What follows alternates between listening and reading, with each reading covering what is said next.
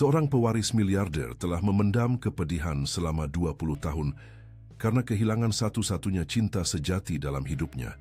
Sejak tragedi itu, ia menghadiri pesta-pesta elite hanya karena kewajiban menolak wanita manapun yang mendekat. Namun, segalanya berubah ketika seorang ibu tunggal masuk secara diam-diam ke pesta besar tersebut sambil menggandeng putrinya dan membangkitkan sesuatu yang ia kira telah mati. Saat mengajaknya berdansa di hadapan seluruh masyarakat kelas atas, ia menantang dunia dan menemukan bahwa cinta bisa datang melalui pintu pelayan.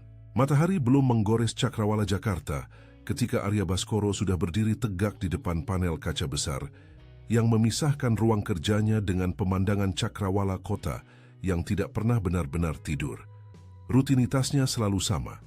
Bangun sebelum fajar, mengenakan setelan jas gelap tanpa bantuan siapapun, turun ke ruang kerja pribadinya di lantai 3 rumah mewah tersebut, dan memperhatikan gedung-gedung pencakar langit menyalakan lampu satu persatu, seperti lilin yang dinyalakan di katedral beton. 35 tahun usianya, 20 tahun diantaranya dijalani dengan beban yang tidak mampu diringankan oleh saldo bank manapun. Grup Baskoro adalah jenis nama yang membuat orang-orang menegakkan punggung saat diucapkan dalam pertemuan bisnis apapun di negeri ini. Didirikan oleh buyutnya, Arnaldo Baskoro. Hampir seabad lalu di tengah kejayaan rempah dan besi yang membangun Jakarta, konglomerat ini telah melintasi generasi krisis dan gejolak hingga sampai ke tangan Arya dengan aset senilai lebih dari 20 triliun rupiah. Ada hotel mewah di Ubud dan Labuan Bajo, dana investasi yang menggerakkan modal dari Sabang sampai Merauke, dan nama yang mampu membuka pintu di mana kunci manapun tidak bisa menjangkaunya. Namun, saat Arya mengangkat gelas air mineralnya pada pukul 6 pagi dan berdiri di depan pantulan dirinya di kaca, ada sesuatu di mata coklatnya yang dalam yang menunjukkan apa yang tidak bisa dibeli oleh uang.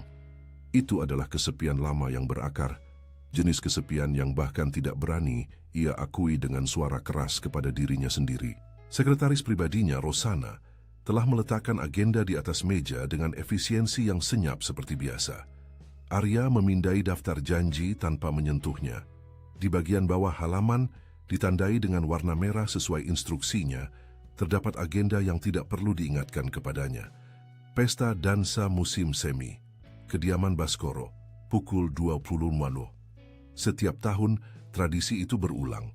Pesta Dansa Amal Musim Semi adalah salah satu acara yang paling dinantikan oleh masyarakat kelas atas Jakarta.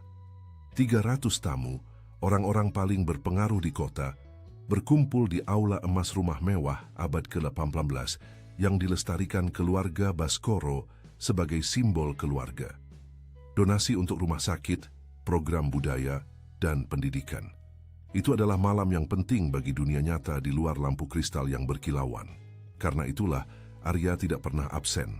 Karena itu, dan hanya karena itu, ia menutup agenda tanpa mengubahnya dan berjalan menuju lemari kayu gelap di sudut ruangan. Dari dalamnya, ia mengeluarkan sebuah kotak putih panjang dengan hati-hati.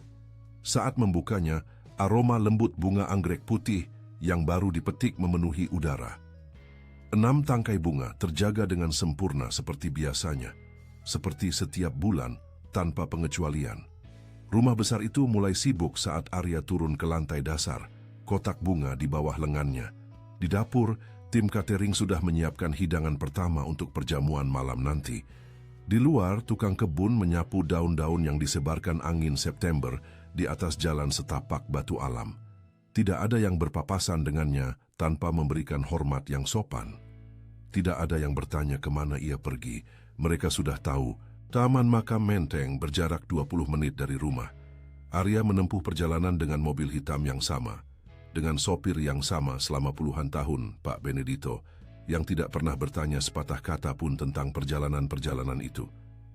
Kota mulai terbangun perlahan di sekitar mereka, bas-bas pertama yang penuh sesak, toko roti yang mulai buka, uap kopi yang bercampur dengan kebisingan jalanan. Jakarta tidak pernah berhenti sepenuhnya, tetapi pada jam-jam pagi itu, ada napas yang berbeda di udara, sesuatu yang lebih manusiawi dan lebih rapuh.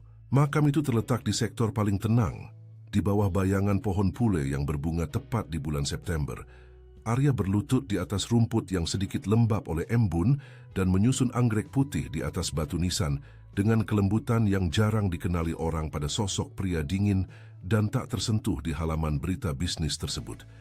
Ia berdiri di sana selama beberapa menit, tangan terbuka di atas batu halus. Bibirnya hampir bergerak seperti orang yang berdoa tanpa kata-kata. Larasati Ferreira. 20 tahun telah berlalu, dan ia masih bisa mendengar suara tawanya bergema di lorong-lorong rumah besar itu.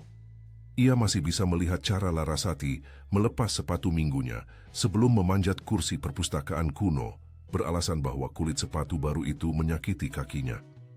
Putri dari ibu konsepsi, pengurus rumah tangga yang membesarkan Arya setelah kepergian ibunya yang terlalu dini, Larasati tumbuh di sampingnya sebagai orang paling tulus yang pernah ia kenal. Tidak ada kepura-puraan padanya, tidak ada perhitungan. Hanya seorang gadis muda dengan senyum lebar dan hati yang lebih lebar lagi, yang mencintainya tanpa pernah meminta apapun selain kejujuran sebagai balasan. Pada malam ulang tahunnya yang ke-18, Arya telah merencanakan setiap detail pertemuan yang akan mengubah jalan hidup mereka berdua. Kata-kata yang akan ia ucapkan, pertanyaan yang akan ia ajukan, janji yang akan ia ikat. Namun, hidup tidak menunggu rencananya.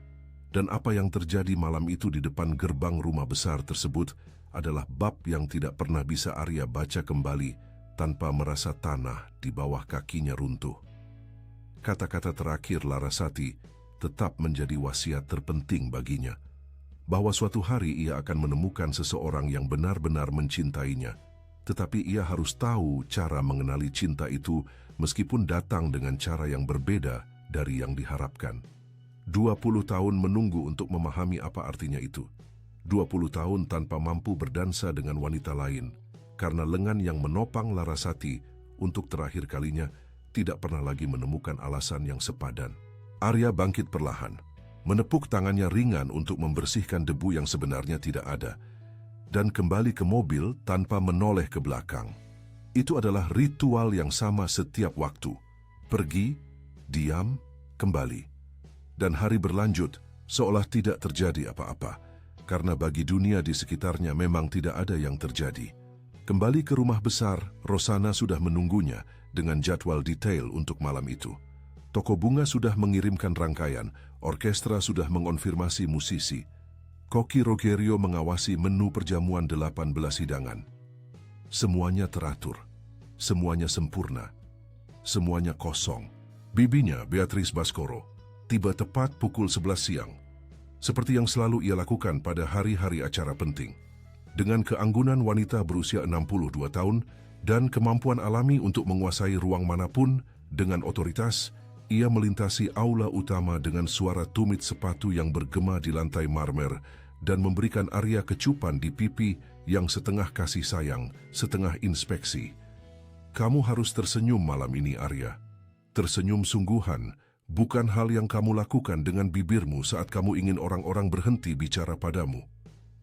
Arya tidak menjawab. Beatrice pun tidak mengharapkan jawaban. Keluarga Drummond akan membawa putri bungsu mereka, Helena. Katanya dia menghabiskan 2 tahun di Milan belajar mode. Dia gadis yang luar biasa. Selalu ada gadis yang luar biasa, Bibi. Beatrice menghela napas dengan kesabaran seseorang yang telah menjalani pertempuran ini berkali-kali sebelumnya. Ia tahu tentang luka itu. Ia adalah satu-satunya orang selain Arya yang mengetahui cerita lengkapnya, yang hadir pada malam itu dan pada minggu-minggu berikutnya, ketika Arya nyaris tidak keluar dari kamarnya. Ia tidak pernah benar-benar menekan, namun kekhawatiran yang terpancar dari mata hijaunya adalah nyata. 20 tahun adalah waktu yang lama bagi seorang pria untuk hidup sendiri, Arya. Aku tidak sendiri, aku punya 240 karyawan. Beatrice menatapnya selama beberapa detik, dan Arya mengenali dalam tatapan itu campuran antara kelembutan dan frustrasi yang hanya bisa diberikan oleh mereka yang benar-benar mencintai kita. Malam ini, Arya, cobalah. Demi Bibi, Arya mengangguk. Itu lebih mudah daripada menjelaskan bahwa mencoba adalah tepat apa yang telah ia lakukan selama 20 tahun, dan hasilnya selalu berupa kekosongan sopan yang membingungkan orang lain karena terlihat seperti kesopanan, padahal itu hanyalah ketidakhadiran rasa.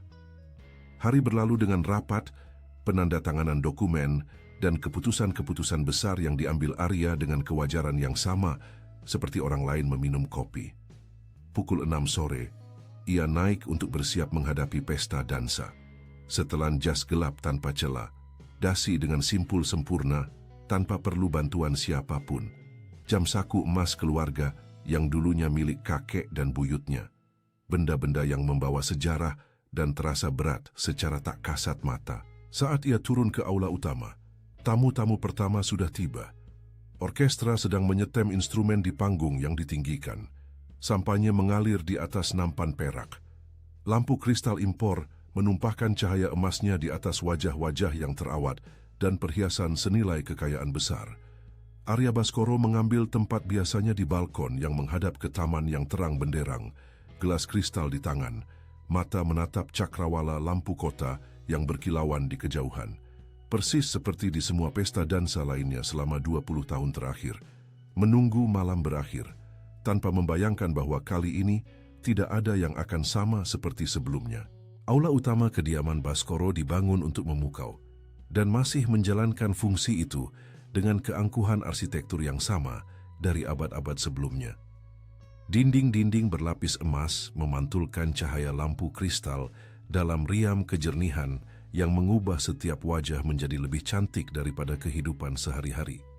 Lantai kayu jati yang dipoles hingga mengilap oleh tim pemeliharaan berkilau seperti danau yang tenang. Dan di atas danau itu, masyarakat kelas atas Jakarta berdansa, berkonspirasi, dan tertawa dengan ringan seperti orang yang tidak pernah perlu khawatir tentang harga apapun. Arya mengamati semua itu dari balkon, seperti seseorang yang menonton film yang sudah ditontonnya berkali-kali.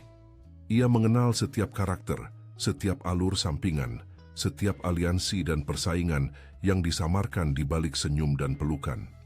Itu adalah satu-satunya hak istimewa nyata dari posisi yang ia tempati, jarak. Dari atas pos pengamatannya, dengan taman-taman yang diterangi cahaya membentang di depannya dan gumaman kota yang terdengar dari jauh, ia bisa berpura-pura bahwa ia hanya sekadar numpang lewat dalam hidupnya sendiri.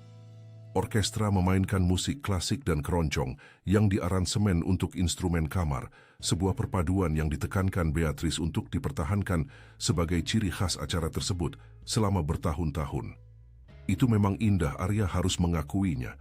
Ada sesuatu dalam cara musik itu mengisi ruang-ruang tinggi aula yang membuat percakapan lain menjadi tidak perlu.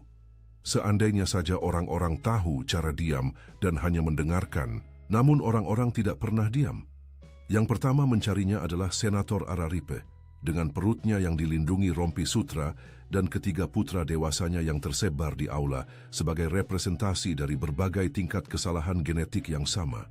Ia berbicara tentang politik, tentang regulasi yang menarik bagi grup Baskoro, tentang bantuan yang beredar di koridor kekuasaan sebagai mata uang yang sah.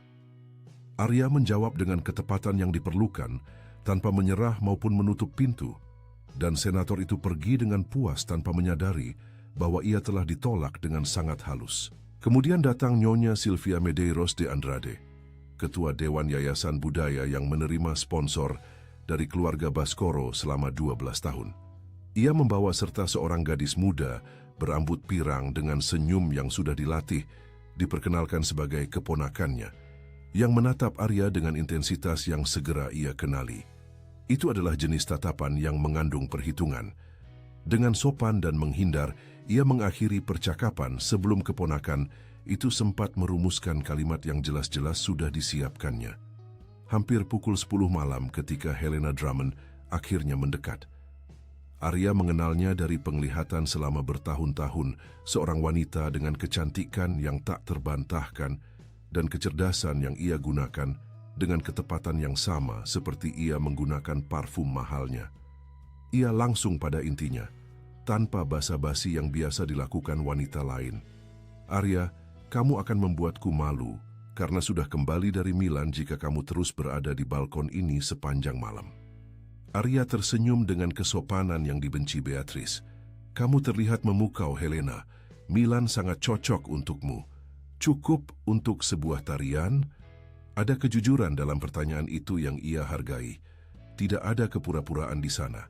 Hanya seorang wanita cantik dan terus terang yang meminta apa yang ia inginkan. Untuk sesaat ia merasakan beban yang sudah biasa ia rasakan saat menolak seseorang yang sebenarnya tidak pantas ditolak. Malam ini aku tidak berdansa. Kamu tidak pernah berdansa. Tidak, tidak pernah. Helena menatapnya sejenak dengan sesuatu yang bukan rasa sakit hati maupun marah, melainkan rasa ingin tahu yang tulus yang seharusnya ia tekan, tetapi tidak ia lakukan. Apa yang terjadi padamu, Arya? Arya tidak menjawab. Helena mengangguk pelan seperti seseorang yang menerima jawaban yang tidak diberikan lewat kata-kata dan menjauh dengan martabat yang tetap terjaga. Arya kembali menatap taman. Lampu-lampu kertas yang disusun di antara pohon-pohon palem menciptakan jalan emas di kegelapan taman. Di luar sana, dunia sunyi dan tidak menuntut apapun darinya. Beatrice muncul di sampingnya sekitar pukul 10.30 dengan gelas minuman di tangan dan tatapan yang Arya kenali sebagai tatapan laporan. Helena pulang lebih awal. Aku tahu. Kamu bisa saja berdansa sekali, Arya. Hanya sekali. Bibi, jangan gunakan nada itu padaku. Aku sudah 62 tahun dan tidak punya kesabaran untuk nada itu. Arya meletakkan gelas yang tidak disentuhnya di atas pagar balkon dan menatap bibinya dengan keterus-terangan yang jarang ia tunjukkan. Ini bukan soal tidak mau, Beatrice. Ini tidak pernah soal tidak mau. Beatrice membuka mulut untuk menjawab, tetapi tidak mengatakan apa-apa. Ia meletakkan tangannya sejenak di lengan Arya, sebuah gerakan yang lebih tua daripada kata-kata apapun di antara mereka, dan kembali ke aula. Malam semakin larut. Orkestra beralih ke repertoar yang lebih ceria dan percakapan semakin keras, seiring sampahnya yang beredar di putaran ketiga dan keempat. Arya tetap di tempatnya, satu-satunya titik tetap di aula yang terus bergerak. Dari waktu ke waktu, seseorang mendekat, dan ia melayani dengan kesopanan dingin dan efisien yang sama yang telah ia sempurnakan selama 2 dekade acara sosial wajib. Setiap interaksi berlangsung tepat selama yang diperlukan, tidak kurang dan tidak lebih. Hampir pukul 11 malam ketika ia menyadari pergerakan di dekat pintu samping yang menuju ke koridor pelayan. Itu bukan pintu masuk yang digunakan para tamu. Itu adalah jalan rahasia di mana tim pemeliharaan dan kebersihan berlalu lalang selama acara. Membawa nampan, mengganti rangkaian bunga, mengumpulkan gelas-gelas yang tertinggal di tempat-tempat yang tak terduga. Arya tidak terbiasa memperhatikan pintu masuk itu. Namun malam itu, karena alasan yang tidak mampu ia sebutkan, matanya tertuju ke sana tepat pada saat pintu terbuka. Apa yang masuk melalui pintu pelayan itu bukanlah apa yang diharapkan terlihat di aula tersebut pada jam itu. Seorang wanita berseragam sederhana, celemek putih staf rumah besar di atas pakaian kerja gelapnya, menggandeng tangan seorang anak kecil dengan mata terbelalak. Gadis kecil itu berusia paling banyak 6 tahun, rambutnya dikepang 2 tidak rata, mengenakan celemek kecil darurat yang mencoba menyamai seragam ibunya, dan di mata coklatnya yang bulat terpancar ekspresi persis seperti seseorang yang baru saja masuk ke dunia lain. Wanita itu memeriksa lingkungan sekitarnya dengan cepat, dengan tatapan praktis dan efisien, menilai di mana ia berada dan apa yang perlu dilakukan, lalu ia berjongkok setinggi putrinya untuk membisikkan sesuatu. Anak itu mengangguk dengan serius, seperti seseorang yang menerima instruksi penting yang berniat dipatuhinya. Kemudian mereka berdua melangkah maju bersama ke dalam aula. Sang ibu kembali ke langkah profesionalnya.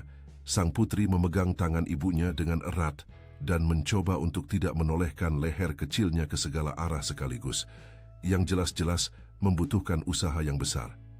Dari balkon, Arya mengikuti mereka dengan matanya tanpa ada perintah sadar dari pikirannya untuk melakukannya. Itu hanya sebuah tatapan, mungkin tidak berarti apa-apa. Namun pada saat itu, untuk pertama kalinya dalam 20 tahun, seluruh aula seolah lenyap di sekelilingnya. Mariana Santos telah belajar sejak dini bahwa hidup jarang menunggu kita siap. Itu adalah salah satu dari sedikit kepastian yang ia bawa sejak masa kecilnya di lingkungan ipar, di mana ia tumbuh di antara aroma pasar tradisional dan kebisingan anak-anak bermain bola di jalanan beraspal. Ibunya mencuci pakaian orang lain dan ayahnya memperbaiki alat elektronik di garasi rumah, dan keduanya bergantian selama bertahun-tahun agar ia dan adik laki-lakinya bisa sekolah dengan peralatan baru dan sepatu tanpa lubang. Ia membalas usaha itu dengan satu-satunya cara yang ia tahu, menjadi yang terbaik dalam segala hal yang ia coba. Ia meraih nilai tertinggi di kelasnya, mendapatkan beasiswa parsial di kursus administrasi teknis, dan pada usia 22 tahun, ia bekerja di sebuah perusahaan acara korporat dengan kepercayaan diri seseorang yang berencana untuk tumbuh cepat. Dan ia memang sedang tumbuh, sampai hidup melakukan apa yang biasanya dilakukan terhadap rencana yang disusun dengan baik. Isabella lahir di akhir September, seperti bunga pule dan mengubah segalanya. Ayah dari anak itu memilih jalan keluar yang mudah bahkan sebelum kehamilan memasuki trimester pertama, menghilang dengan ringannya seseorang yang meninggalkan tanggung jawab yang tidak pernah benar-benar ia ambil. Mariana telah menangis selama 3 hari berturut-turut dan kemudian mengeringkan air matanya dengan tekad yang sama yang telah ia pelajari untuk digunakan menghadapi segala sesuatu yang diletakkan hidup di depannya. Tidak ada waktu untuk meratap ketika ada seorang anak yang tumbuh di dalam dirinya dan uang sewa yang harus dibayar. Tahun-tahun itu adalah tahun-tahun akrobat permanen. Pekerjaan di siang hari, Isabella di tempat penitipan anak, tagihan yang dihitung hingga sen terakhir, impian pertumbuhan profesional digantikan oleh matematika kelangsungan hidup yang lebih mendesak. Ketika ia mendapatkan posisi di tim pemeliharaan dan kebersihan kediaman Baskoro 3 tahun lalu, itu adalah titik balik yang nyata. Gajinya di atas rata-rata, stabilitasnya kokoh, dan kepala timnya, Ibu Perpetua, adalah orang yang adil dan terus terang. Mariana telah memenangkan rasa hormat dari pengawasnya dalam beberapa bulan dengan metode yang sama seperti biasanya. Melakukan apa yang perlu dilakukan dengan baik, tanpa keluhan. Namun pada hari Kamis di bulan September itu, matematika itu tidak mau cocok. Isabella bangun dengan demam ringan dan rasa tidak enak badan, tidak parah, tetapi cukup bagi tempat penitipan anak untuk menolak menerimanya. Tetangga yang biasanya membantu menjaga gadis itu sedang bepergian. Ibu Mariana mengalami patah pergelangan kaki 2 minggu lalu dan nyaris tidak bisa bergerak. Dan pesta dansa musim semi adalah acara paling penting musim ini di kediaman Baskoro. Acara di mana seluruh tim harus hadir dan berfungsi seperti jam Swiss. Ia telah menelepon Ibu Perpetua dengan hati yang berat, menjelaskan situasinya. Pengawas itu terdiam sejenak, lalu mengatakan apa yang Mariana sudah tahu akan didengarnya. "Kamu harus datang, Mariana. Bawa anak itu. Biarkan dia diam di satu sudut. Kita tidak bisa beroperasi tanpamu malam ini." Karena itulah mereka berdua ada di sana, masuk melalui pintu pelayan menuju aula paling emas yang pernah dilihat Isabella dalam 6 tahun hidupnya. Mariana merasakan tangan putrinya meremas tangannya lebih erat saat cahaya dari lampu kristal menyinari mereka, dan ia segera berjongkok setinggi mata gadis kecil itu. "Isa, kamu harus diam ya, sayang. Diam di sini di samping ibu. Jangan sentuh apapun. Jangan bicara dengan siapapun yang tidak ibu perkenalkan. Boleh lihat semuanya, tapi harus diam." Anak itu mengangguk dengan keseriusan yang lucu sekaligus mengharukan. Kepangan rambutnya bergoyang pelan mengikuti gerakan kepalanya. "Baik, Bu. Aku akan diam seperti patung." "Tidak perlu sampai begitu, sayang. Patung tidak bernapas." Isabella tertawa kecil tertahan, menutupi mulutnya dengan kedua tangan, dan Mariana berdiri dengan senyum yang hilang dengan cepat saat tatapan profesionalnya memindai aula dan segera mengidentifikasi area yang membutuhkan perhatian. Ada gelas-gelas yang tertinggal di atas meja kecil dekat jendela, rangkaian bunga yang sedikit miring di ceruk koridor timur, dan nampan coklat Belgia yang perlu diisi ulang di meja sudut. Ia mengidentifikasi semua itu dalam kurang dari 10 detik, dan mulai bergerak dengan efisiensi senyap yang membedakannya dalam pekerjaan. Isabella mengikutinya seperti bayangan yang disiplin. Mata kecilnya berputar membentuk lingkaran untuk menangkap semuanya tanpa kehilangan kontak dengan tangan ibunya. Gaun panjang para wanita seperti awan dengan warna yang berbeda-beda. Para pelayan bergerak dengan nampan tinggi yang tampaknya mustahil dibawa tanpa jatuh. Musik berasal dari panggung dengan pria-pria berjas hitam memegang instrumen yang berkilauan. Itu adalah tempat terindah yang pernah ia lihat di luar buku cerita. "Ibu, apakah kita berubah jadi putri?" Mariana harus menggigit bibirnya agar tidak tersenyum terlalu lebar. "Tidak, sayang, kita bekerja untuk putri." Isabella mempertimbangkan hal itu sejenak dengan kedalaman filosofis anak berusia 6 tahun. "Tapi ibu lebih cantik daripada mereka semua." Mariana tidak menjawab, tetapi ia meremas tangan putrinya pelan sambil mengumpulkan gelas-gelas dari meja dengan tangannya yang bebas. Hal-hal seperti itulah yang dikatakan Isabella tanpa perhitungan, tanpa niat selain kejujuran murni, yang terkadang membuat beban dari semua itu terasa sedikit lebih ringan untuk dipikul. 2 jam berikutnya berlalu dengan ritme sibuk yang selalu dimiliki acara besar di balik layar. Mariana berkeliling aula bersama Isabella di sisinya, menemukan keseimbangan konstan antara tugas dan perhatian kepada putrinya. Ketika anak itu mulai menunjukkan tanda-tanda kelelahan, Mariana menemukan kursi bersandaran tinggi di sudut tersembunyi di bagian belakang aula, menyamankan Isabella dengan topi rajut yang ia bawa di tas kerjanya, dan membacakan cerita dengan suara sangat rendah tentang seorang putri yang berubah menjadi kupu-kupu sampai mata anak itu terasa berat. Saat itulah Helena Drummond lewat. Ia sedang bersama 2 wanita lain dengan kedudukan sosial yang setara. Ketiganya membentuk jenis kelompok yang bergerak di sebuah ruangan, seolah-olah ruang fisik itu secara alami milik mereka. Helena Drummond memiliki keanggunan yang tajam dari seseorang yang telah belajar di sekolah-sekolah bagus dan banyak bepergian, dan komentar-komentarnya biasanya memiliki ketepatan bedah dari seseorang yang tahu persis di mana rasa sakit itu berada. Ia berhenti saat melihat Mariana berjongkok di samping kursi tempat Isabella tertidur, merapikan topi rajut gadis itu dengan hati-hati. "Ya Tuhan, apakah tempat ini sudah jadi tempat penitipan anak sekarang? Apakah Perpetua sudah kehilangan akal sehatnya sepenuhnya?" Suaranya bukan bisikan. Itu adalah jenis komentar yang dibuat dengan volume terukur, cukup keras untuk didengar oleh siapapun yang ada di dekatnya, tetapi cukup rendah untuk menawarkan penyangkalan yang masuk akal jika dikonfrontasi. Mariana berdiri perlahan. Mata cokelatnya bertemu dengan mata Helena Drummond dengan ketenangan yang mengejutkan Helena sendiri, yang jelas-jelas mengharapkan rasa malu atau permintaan maaf. Tidak ada salah satu pun di wajah wanita bercelemek putih itu. "Selamat malam, Nyonya.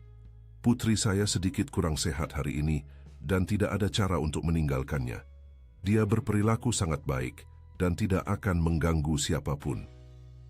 Suara Mariana tenang sekaligus tegas, jenis kombinasi yang membutuhkan tulang punggung yang tidak dipelajari di kursus manapun.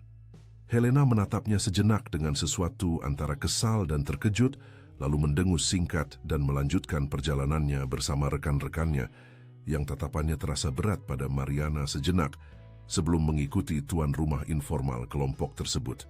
Mariana menarik napas dalam sekali, memastikan Isabella tidur nyenyak tanpa terbangun karena insiden itu, dan kembali bekerja dengan gerakan tenang yang sama seperti sebelumnya. Di luar sana, orkestra mengumumkan lagu utama malam itu. Pesta dansa waltz besar penutup akan segera dimulai. Dari balkon, Arya telah melihat semuanya. Bukan kebiasaannya mengamati tim pelayan selama acara. Bukan karena tidak peduli, tetapi karena ia telah belajar sejak dini untuk memperlakukan karyawan dengan diskresi yang sama seperti yang ia harapkan dari mereka. Itu adalah masalah rasa hormat timbal balik, cara praktis yang ia temukan untuk menghormati ajaran yang diberikan ibu konsepsi kepadanya saat kecil. Bahwa nilai seseorang tidak terletak pada fungsi yang dijalankannya, melainkan pada cara ia menjalankannya. Namun wanita itu bukan sekadar titik dalam pergerakan aula. Ia adalah titik tetap di mana segala sesuatu yang lain berputar, meskipun tidak ada orang lain selain Arya yang tampaknya menyadari hal itu. Ia menyadarinya pertama kali karena kontrasnya. Di sebuah aula yang penuh dengan orang-orang yang bergerak untuk dilihat, yang menghitung setiap gerak-gerik dan setiap tawa untuk menghasilkan efek yang diinginkan pada pengamat di sekitarnya, wanita itu bergerak hanya untuk melakukan apa yang perlu dilakukan. Tidak ada pertunjukan dalam langkah-langkah itu, hanya ada kehadiran yang nyata, dan ada anak kecil di sampingnya, mengikuti ibunya dengan kedisiplinan yang serius dari seseorang yang diberi arahan, tetapi juga dengan mata kecil yang mengkhianati. Seluruh pesona yang dihasilkan lingkungan itu pada seseorang yang melihatnya untuk pertama kali. Arya telah mengamati Mariana bekerja selama hampir 1 jam, tanpa ada pikiran terorganisir yang terbentuk di benaknya. Itu adalah pengalaman yang aneh baginya, yang hidup sepenuhnya di dalam pikiran yang terorganisir. Hanya ada sesuatu yang matanya tidak bisa lepaskan, seperti saat seseorang mendengar nada musik yang terisolasi di tengah kebisingan dan telinganya bersikeras untuk menemukannya lagi. Episode dengan Helena Drummond telah terjadi pada jarak yang tidak memungkinkannya mendengar kata-katanya, tetapi Arya tahu betul jenis interaksi yang dihasilkan oleh skenario tersebut. Ia telah melihat sudut dagu Helena yang terangkat, volume suaranya yang terukur, dan ia telah melihat tanggapan Mariana dengan kejelasan yang sama. Tidak ada gerak mundur, tidak ada kelengkungan bahu yang biasa ditunjukkan orang-orang saat merasa direndahkan di depan umum. Ia telah menjawab, dan kemudian memeriksa putrinya dan kemudian kembali bekerja, dengan kesederhanaan yang tepat dari seseorang yang tidak membutuhkan persetujuan Helena Drummond untuk mengetahui siapa dirinya. Arya meletakkan gelas sampahnya yang tidak pernah disentuhnya di atas pagar balkon. Itu adalah hal kecil, gerakan memeriksa putrinya sebelum reaksi lainnya. Tetapi ada sesuatu di dalamnya yang berfungsi seperti kunci di tempat yang Arya telah yakinkan dirinya sendiri bahwa tempat itu terkunci secara permanen. Ia telah melihat banyak hal dalam 20 tahun pesta dansa, acara dan pertemuan sosial. Ia telah melihat kedermawanan yang teatrikal, solidaritas yang dihitung, cinta yang dipamerkan untuk penonton. Namun wanita itu telah memeriksa putrinya yang tertidur dengan refleks murni dari seseorang yang melindungi apa yang ia cintai tanpa memikirkan siapa yang sedang menonton, karena tidak ada pikiran tentang siapa yang sedang menonton. Itu hanyalah apa yang ia lakukan. Itu hanyalah siapa dirinya. Sesuatu bergerak di dalam diri Arya Baskoro dengan cara yang tidak ia kenali, tetapi tubuhnya mengenalinya dengan sangat baik, karena tubuh menyimpan kenangan yang coba dihapus oleh akal sehat. Itu adalah perasaan yang sama seperti saat Larasati melepas sepatunya dan memanjat kursi perpustakaan dan tertawa, tanpa menutupi mulutnya, dan mengatakan apa yang dipikirkannya tanpa menghitung konsekuensinya, dan ia memahami bahwa ia sedang berhadapan dengan sesuatu yang langka, yang dunia biasa sebut tidak umum, padahal itu sebenarnya hanyalah lawan dari kepura-puraan. Autentisitas, hal yang paling sulit ditemukan di satu-satunya lingkungan tempat ia hidup. Orkestra telah mengumumkan waltz besar dengan tiupan trompet singkat yang membuat seluruh aula mengatur ulang dirinya sendiri. Itu adalah momen yang paling dinantikan malam itu. Para wanita menempatkan diri secara strategis dalam pandangan pria-pria yang memiliki nilai, dan pria-pria yang memiliki nilai bersiap untuk memilih, dan koreografi sosial yang telah ditonton Arya puluhan kali berulang dengan keniscayaan pasang surut air laut. Ia turun dari balkon. Ia belum mengambil keputusan, ia belum menyusun rencana. Jika seseorang menghentikannya pada saat itu dan bertanya kemana ia pergi, ia tidak akan tahu cara menjawab dengan tepat. Hanya ada satu arah yang masuk akal, untuk pertama kalinya dalam waktu yang lama, dan kakinya hanya mengikuti arah itu, sementara kepalanya masih mencoba merumuskan pertanyaan. Aula itu luas, tetapi ia mengenal setiap jengkal ruang itu. Ia menavigasi di antara kelompok-kelompok tamu dengan kemudahan seseorang yang tumbuh besar di lingkungan tersebut, membalas lambaian tangan dengan lambaian tangan, menghindari percakapan dengan keanggunan yang sudah biasa, tanpa berhenti dimanapun. Dari sudut matanya ia melihat wajah-wajah berpaling ke arahnya dengan keterkejutan seseorang yang menyadari adanya kerusakan pada pola yang diharapkan, karena Arya Baskoro yang turun dari balkon pada saat waltz bukanlah sesuatu yang dimasukkan dalam naskah pesta dansa manapun sebelumnya. Beatrice melihatnya dari jauh dan menahan napas. Helena Drummond, yang masih berada di aula meskipun komentarnya tadi, mengikutinya dengan mata di atas tepi gelasnya. Ia melintasi seluruh aula menuju sudut belakang, di mana Isabella tertidur bersandar di kursi dan Mariana sedang berlutut di sampingnya, merapikan dengan hati-hati topi rajut yang meluncur dari kepala gadis itu. Posisi itu membuatnya benar-benar tidak menyadari apa yang terjadi di sekitarnya. Matanya terkonsentrasi sepenuhnya pada putrinya dengan perhatian penuh yang diinspirasikan anak-anak kecil pada ibu yang mencintai mereka. Arya berhenti 2 langkah jauhnya dan menunggu. Saat Mariana berdiri dan menemukannya di sana, keterkejutan muncul di wajahnya dengan kejujuran yang tidak sempat ia kendalikan. Itu bukan awal dari perhitungan sosial apapun. Itu hanyalah seorang wanita yang tidak menyangka akan menemukan Arya Baskoro berdiri di depannya pada pukul 11 malam, sementara orkestra bermain dan 300 orang menunggu siapa yang akan ia pilih untuk berdansa. Untuk sesaat mereka berdua hanya saling memandang. Arya melihat di mata coklat wanita itu campuran antara keterkejutan dan ketegasan tenang yang bukan keangkuhan maupun ketundukan, melainkan sesuatu yang lebih tua dan lebih kokoh daripada mereka berdua. Mariana melihat pada Arya sesuatu yang tidak bisa ia sebutkan pada saat itu, seorang pria yang tampak telah sampai di suatu tempat setelah sekian lama mencari tanpa tahu apa yang dicarinya.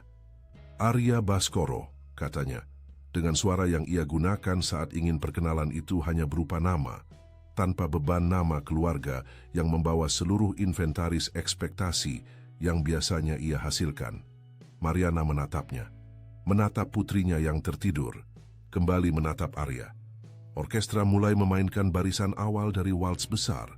Keheningan yang menyelimuti bagian aula itu tidak terjadi seketika. Itu terjadi secara bertahap, seperti gelombang yang mulai kecil dan semakin membesar seiring penyebarannya. Pertama, orang-orang terdekat menyadari kehadiran Arya di samping kursi belakang dan berhenti bicara. Kemudian mereka yang berada beberapa meter jauhnya menyadari keheningan tetangga mereka dan mencari penyebabnya. Dan dalam waktu kurang dari 1 menit, ketenangan luar biasa menyelimuti sebagian besar aula, sementara orkestra terus memainkan barisan awal waltz, tidak menyadari konspirasi perhatian yang terbentuk di kursi-kursi dan koridor. Mariana Santos tidak tahu bahwa seluruh aula sedang menatapnya. Matanya tertuju pada mata pria berjas gelap itu yang telah mengucapkan namanya sendiri dengan kesederhanaan yang tidak cocok dengan beban nyata yang ia bawa. Arya Baskoro. Ia tahu nama itu karena ia bekerja di rumah besar itu selama 3 tahun. Ia mengenal wajahnya dari jauh, selalu serius, selalu berjarak, selalu di balkon itu. Ia tidak pernah bertukar lebih dari sekadar sapaan dengannya, dan sebenarnya bahkan tidak pernah itu. Karena jalan mereka tidak pernah bersilangan secara langsung dalam hierarki tak kasat mata yang mengatur ruang-ruang di dalam dinding-dinding tersebut. Namun ia ada di sini, berdiri 2 langkah jauhnya. Dengan mata coklat yang sangat gelap tertuju padanya, dengan cara yang tidak mengganggu maupun teatrikal. Hanya hadir. Itu adalah tatapan seseorang yang telah sampai di sini karena ada alasan nyata untuk berada di sini dan sekarang hanya menunggu. Selamat malam, katanya, karena tidak ada cara lain untuk memulai. Selamat malam. Arya menundukkan kepalanya sedikit dan kemudian dengan kehematan kata-kata seseorang yang tidak perlu basa-basi karena sudah tahu apa yang akan ia lakukan. Aku ingin meminta sebuah tarian jika kamu bersedia. Mariana merasakan udara berubah di sekeliling mereka, bahkan sebelum memproses kata-kata itu sepenuhnya. Itu adalah sensasi fisik, seperti saat tekanan berubah sebelum hujan. Ia mendengar suara bisikan menyebar di aula, dan baru saat itulah ia menyadari ada jauh lebih banyak mata yang tertuju padanya daripada yang bisa ia hitung. Para bangsawan dengan gelas yang membeku di tengah jalan menuju bibir. Wanita-wanita bergaun panjang dengan ekspresi yang bervariasi antara skandal dan ketidakpercayaan. Beatrice Baskoro berdiri di samping pilar tengah dengan tangan menekan dadanya perlahan. Dan di suatu titik di aula, Nyonya Helena Drummond dengan tatapan yang sedingin es. Ada banyak reaksi yang mungkin pada saat itu. Mariana merasakan semuanya sekaligus, seperti kartu yang dibagikan di tangan yang tidak pernah ia minta untuk dimainkan. Ia bisa menolak dengan sopan. Ia bisa gagap. Ia bisa menoleh ke sekeliling mencari arahan. Ia bisa merasa malu dengan celemek putihnya, dengan sepatu tertutup kerjanya, dengan kepangan tidak rata yang dibuat Isabella untuknya pagi tadi, karena gadis itu bersikeras menyisir rambut ibunya di pagi hari saat ia demam. Sebaliknya ia menatap putrinya. Isabella tidur dengan topi rajutnya sedikit miring di atas kepangan, tangan terbuka di pangkuan, napas lambat dan teratur dari seorang anak yang tidak memiliki apapun yang perlu dikhawatirkan. Ia tenang. Ia baik-baik saja. Dan kursi itu kokoh dan ia berada di sudut yang terlindungi dan Ibu Perpetua ada di suatu tempat di aula itu dan hanya butuh beberapa menit. Mariana kembali menatap Arya Baskoro. "Boleh," katanya. Suaranya keluar lebih tegas daripada yang ia bayangkan dan keterkejutan pada suaranya sendiri sudah cukup untuk membuatnya tetap tegas sampai akhir kalimat. Suara kolektif terdengar di seluruh aula. Itu bukan tepuk tangan maupun sorakan ejekan. Itu adalah suara organik dari 300 orang yang mengalibrasi ulang pemahaman mereka tentang apa yang sedang terjadi, seperti penonton yang menyadari di tengah pertunjukan bahwa lakonnya berbeda dari yang diumumkan dalam program. Arya mengulurkan tangannya. Mariana meletakkan tangannya di atas tangan Arya. Itu adalah tangan yang telah membersihkan lantai, membawa nampan, dan melipat spray dengan ketepatan seseorang yang bangga dengan pekerjaannya sendiri. Dan ia tidak mencoba menyembunyikannya maupun meminta maaf untuk itu dalam gerakan apapun. Arya merasakan tangan itu di tangannya dengan perhatian yang tidak mampu ia sembunyikan sepenuhnya. Mereka melintasi bersama ruang kecil yang memisahkan sudut belakang dengan lantai dansa. Dan itu adalah salah satu penyeberangan paling sunyi yang pernah disaksikan aula tersebut. Orkestra menyadari ada sesuatu yang berbeda sedang terjadi, menyesuaikan tempo waltz menjadi sesuatu yang lebih lambat dan megah. Sang dirigen, seorang pria berusia 60 tahun dengan kemampuan membaca keadaan emosional sebuah ruangan yang hanya dikembangkan oleh musisi berpengalaman, memahaminya tanpa perlu ada yang menjelaskan. Saat mereka sampai di lantai dansa, Arya menempatkan dirinya dengan ketepatan seseorang yang belajar berdansa dengan sangat baik sejak lama. Satu tangan di pinggang Mariana, tangan lainnya memegang jari-jarinya dengan kokoh tetapi tanpa tekanan. Dan kemudian, untuk pertama kalinya dalam 20 tahun, Arya Baskoro mulai berdansa. Tidak ada cara untuk menggambarkan apa yang terjadi selanjutnya tanpa menggunakan metafora yang terdengar, berlebihan di luar konteks aula tersebut. Namun 300 orang yang ada di sana akan mengatakan, siapapun dari mereka, bahwa ada sesuatu yang terjadi di tengah lantai dansa itu yang tidak hanya berhubungan dengan teknik dua tubuh yang menjalankan sebuah koreografi. Ada percakapan yang terjadi yang tidak menggunakan kata-kata. Mariana bergerak dengan keanggunan alami yang tidak berasal dari kelas etiket manapun. Ia telah berdansa sejak kecil di pesta-pesta ulang tahun di Ipar, di pesta perayaan sekolah, di pesta-pesta jalanan di mana musik keluar dari pengeras suara yang diletakkan di jendela. Tubuhnya menyimpan semua itu seperti menyimpan bahasa apapun yang dipelajari sejak dini, dan sekarang ia hanya merespons. Dan Arya, yang telah mengunci bahasa itu di dalam dirinya selama 2 dekade, menemukan bahwa bahasa itu tidak terlupakan. Ia hanya menunggu. "Kamu berdansa dengan baik," katanya setelah beberapa barisan musik. "Aku tidak menyangka hal ini terjadi di pesta seperti ini," jawab Mariana dengan kejujuran langsung yang membuat Arya hampir tersenyum. "Apa yang kamu harapkan?" "Bahwa aku akan tersandung dan menjatuhkan lampu kristal." Kali ini Arya tersenyum sungguhan. Itu adalah senyum kecil, berbeda dari senyum sopan yang ia gunakan untuk percakapan basa-basi, dan Beatrice Baskoro yang mengamatinya dari pilar tengah dengan tangan masih di dada, mengenali senyum itu dengan emosi yang tidak siap ia rasakan. Musik itu berlangsung selama 4 menit. Bagi beberapa orang di aula itu, rasanya jauh lebih lama, jenis durasi yang disimpan ingatan selamanya. Saat barisan musik terakhir tiba, Arya dan Mariana berhenti bersama dengan kewajaran seseorang yang telah sampai di tujuan, bukan dengan kelegaan seseorang yang menyelesaikan kewajiban. Arya membawa tangan Mariana perlahan ke bibirnya dan menciumnya dengan kelembutan yang benar-benar di luar konteks dalam perhitungan apapun yang telah dibuat aula itu untuk malam tersebut. "Terima kasih," katanya. Mariana menatapnya sejenak dengan mata cokelat yang tidak tahu cara berpura-pura. "Sama-sama," katanya sederhana.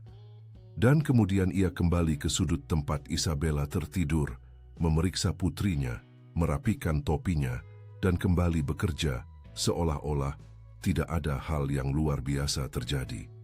Di sekelilingnya, seluruh aula membutuhkan beberapa detik lagi untuk mengingat cara bernapas. Koran-koran tiba lebih awal. Mariana berada di dapur apartemennya di Ipar pada pukul 7 pagi, dengan Isabella yang masih tidur di kamar dan ketel di atas api ketika ponselnya mulai berbunyi. Pesan pertama dari rekan kerjanya, yang kedua dari sepupunya yang tinggal di Tangerang yang jarang sekali mengirim pesan. Yang ketiga dari nomor yang tidak dikenal.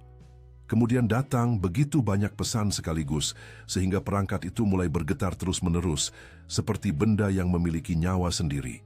Ia membuka kunci layar dengan kelambatan seseorang yang belum sepenuhnya terjaga dan membuka tautan pertama yang dikirim rekannya. Situs salah satu majalah selebritas terbesar di negeri ini. Fotonya ada di sampul edisi digital. Ia dan Arya Baskoro di tengah lantai dansa. Tangan Arya di pinggangnya, wajah keduanya saling berhadapan. Fotografer telah menangkap momen itu dengan keberuntungan kejam yang terkadang dimiliki fotografer acara, sudut yang tepat yang mengubah momen biasa menjadi sesuatu yang tampak memiliki makna lebih besar daripada yang mungkin sebenarnya ada. Judulnya hanya tertulis, "Siapakah wanita misterius yang membuat pewaris paling tak tersentuh di Indonesia berdansa untuk pertama kalinya dalam 20 tahun?" Mariana meletakkan ponselnya di atas meja dapur perlahan. Ketel mulai berbunyi. Ia berdiri, mengangkatnya dari api, menyiapkan teh dengan gerakan otomatis seseorang yang membutuhkan jangkar fisik untuk memproses apa yang terjadi secara mental. Ia kembali ke meja, mengambil ponselnya lagi. Dalam 3 jam, fotonya telah beredar di 7 portal berita, 4 akun gosip di Instagram dengan jumlah pengikut gabungan jutaan orang, dan 2 program televisi pagi yang sudah berdebat secara langsung tentang siapa dia dan apa tujuannya. Jumlah komentar yang sempat ia baca sebelum menutup aplikasi bervariasi antara yang terpesona dan yang kejam, dengan konsentrasi lebih besar pada yang kejam. Seseorang yang sengaja datang mencari uang, menggunakan anaknya sebagai umpan, memalukan. Berapa banyak yang tidak mencoba sebelumnya? Yang ini berhasil mendapatkan apa yang tidak didapatkan wanita lain. Mariana menutup teleponnya dan terpaku menatap dinding ubin putih dapur apartemen yang ia bayar dengan 3 tahun kerja jujur. Ketel mendingin di meja dapur. Di kamar, Isabella terus tidur tanpa tahu bahwa dunia telah memutuskan untuk memiliki pendapat tentang malam sebelumnya. Pukulan kedua datang pada pukul 10 pagi melalui telepon kabel. Itu adalah Ibu Perpetua dengan suara tegang seseorang yang sedang ditekan dari atas dan mencoba untuk tidak meneruskan itu ke bawah, tetapi tidak sepenuhnya berhasil. "Mariana, aku perlu bicara denganmu.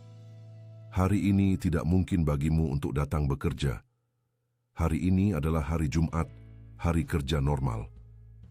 "Ibu Perpetua, aku bisa menjelaskan apa yang terjadi semalam." "Aku tahu apa yang terjadi. Aku ada di sana, bukan itu masalahnya. Tapi Tuan Arya, maksudku administrasi rumah besar menerima permintaan klarifikasi dari beberapa sponsor acara dan sementara ini belum selesai, diputuskan lebih baik kamu tinggal di rumah selama beberapa hari." "Beberapa hari? Hanya untuk pencegahan, Mariana. Tidak ada yang definitif." Mariana berterima kasih dan menutup telepon dengan hati-hati. Ia memegang telepon sejenak sebelum melepaskannya perlahan. Pukulan ketiga datang pada pukul 2 siang melalui email. Itu dari Sekretariat Sekolah Swasta Santo Yudas, tempat Isabella belajar dengan beasiswa parsial yang dimenangkan setelah 2 proses seleksi dan banyak dokumen. Email itu sopan dan penuh dengan kata-kata seperti pertimbangan ulang proses dan konteks keluarga dan analisis kriteria pembaruan beasiswa. Apa yang dikatakannya dalam bahasa yang halus adalah bahwa pendaftaran Isabella untuk tahun depan sedang dalam peninjauan. Mariana membaca ulang email itu 3 kali. Kemudian ia menyimpan ponselnya, pergi ke kamar, memastikan Isabella masih tertidur pulas setelah pulih dari demam hari sebelumnya, dan berdiri di pintu kamar selama 1 menit penuh menatap putrinya bernapas. Satu hal jika hanya berdansa, hal lain jika sampai begini. Ia kembali ke ruang tamu, membuka laptopnya, dan mulai mengatur apa yang ia miliki. 3 tahun referensi tanpa celah dari kediaman Baskoro. 2 tahun sebelumnya di rumah-rumah lain yang juga positif. Bukti pendaftaran, bukti pembayaran tepat waktu, semuanya. Itu adalah arsip dari kehidupan yang dibangun sen demi sen tanpa jalan pintas apapun, dan seseorang telah memutuskan bahwa tarian 4 menit membenarkan upaya untuk menjatuhkannya.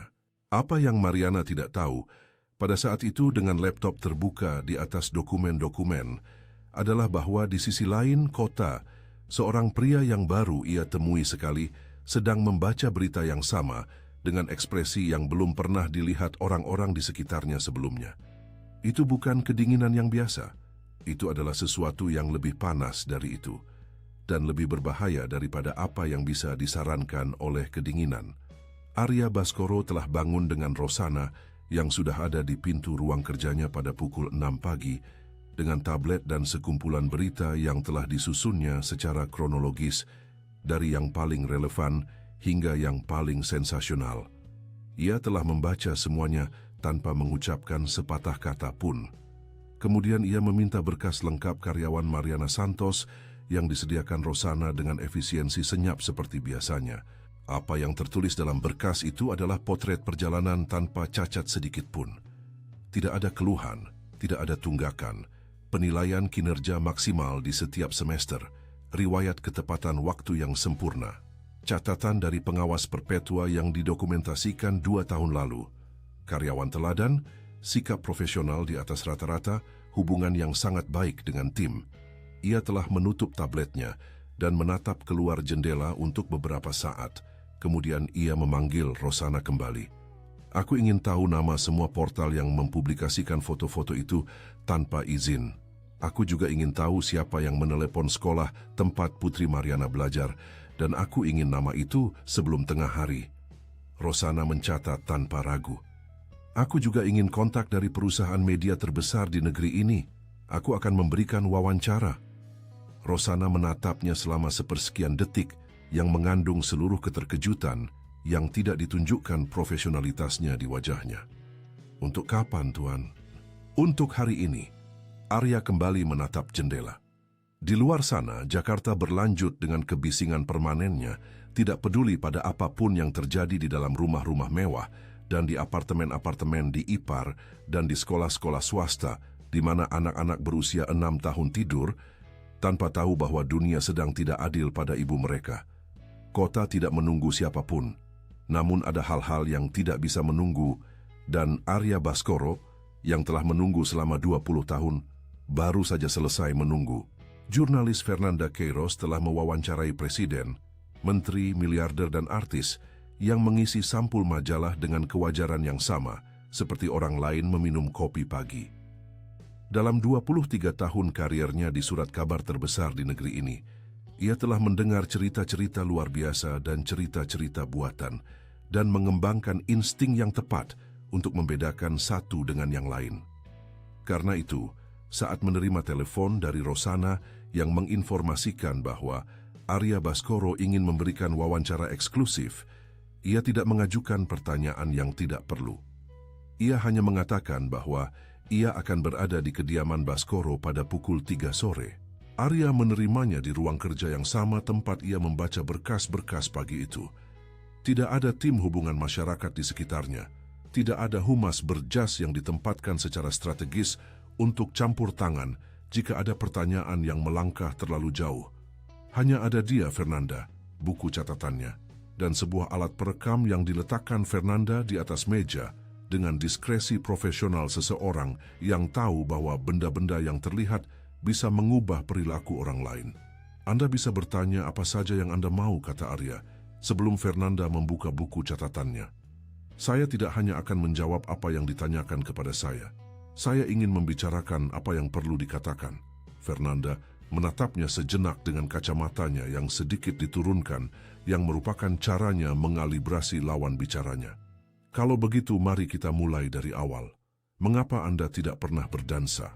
Itu adalah pertanyaan yang terlalu langsung untuk menjadi yang pertama.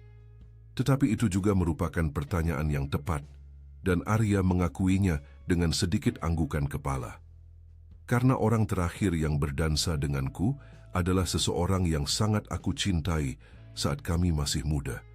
Dia pergi dengan cara yang tak terduga, terlalu dini, saat kami masih memiliki segalanya di depan mata. Dan kata-kata terakhir yang dia ucapkan kepadaku sebelum pergi adalah sebuah janji, bahwa suatu hari aku akan menemukan seseorang yang benar-benar mencintaiku, tetapi aku harus tahu cara mengenali cinta itu, meskipun datang dengan cara yang berbeda dari yang diharapkan. Alat perekam itu bekerja dalam diam di atas meja. Fernanda tidak menulis apapun. Ia mendengarkan. 20 tahun telah berlalu.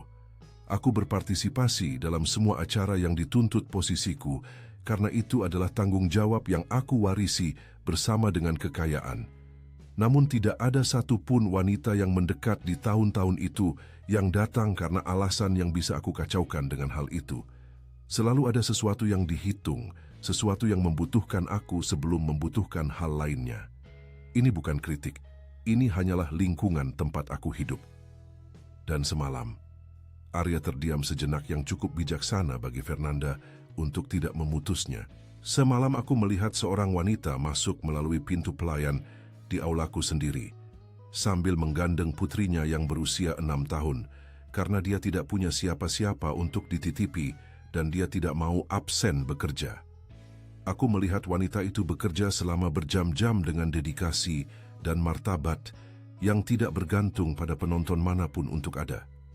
Aku melihat dia berjongkok di sela-sela tugasnya untuk mengeringkan air mata putrinya, membacakan cerita dengan suara rendah, meremas tangan kecil gadis itu.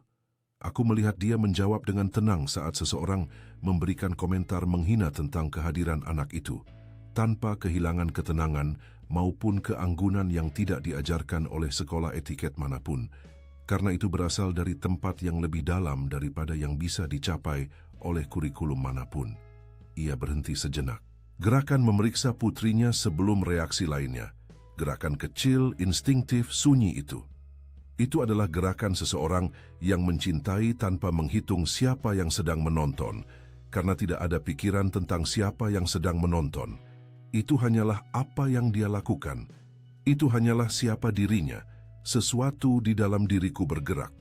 Aku telah melihat banyak hal dalam 20 tahun, tetapi aku belum pernah melihat sesuatu yang begitu nyata.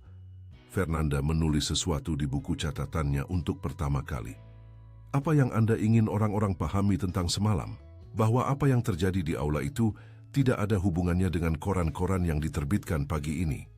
Mariana Santos bekerja untukku selama 3 tahun dengan riwayat yang tidak ada bandingannya di antara karyawan manapun yang pernah aku miliki.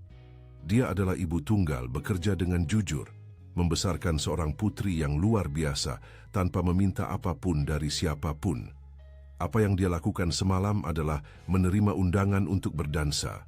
Itu saja.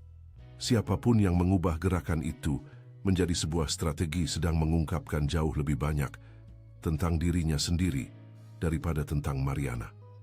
Dan Anda, apa yang Anda lakukan saat meminta tarian itu?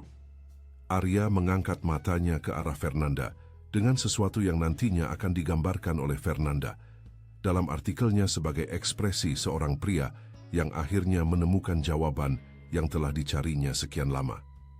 Aku sedang mengenali, katanya sederhana. Akhirnya mengenali. Wawancara itu berlangsung selama 40 menit lagi. Arya berbicara tentang 20 tahun kesepian dengan keterbukaan yang jika penasihatnya hadir, mereka akan mencoba menahannya. Ia berbicara tentang ketidakmampuan untuk menemukan cinta yang autentik di dunia yang diukur dengan penggaris kekayaan. Ia berbicara tentang Larasati tanpa menyebutkan nama belakangnya, hanya menyebutnya sebagai orang yang telah mengajarkannya apa itu cinta sejati sebelum pergi terlalu dini. Dan ia berbicara tentang apa yang dilihatnya di dunia sekitarnya, tentang kekejaman orang-orang yang telah mengancam beasiswa seorang anak berusia 6 tahun karena ibunya telah berdansa selama 4 menit dengan majikannya. Sebelum mengakhiri, ia meminta Fernanda untuk menyertakan pesan langsung.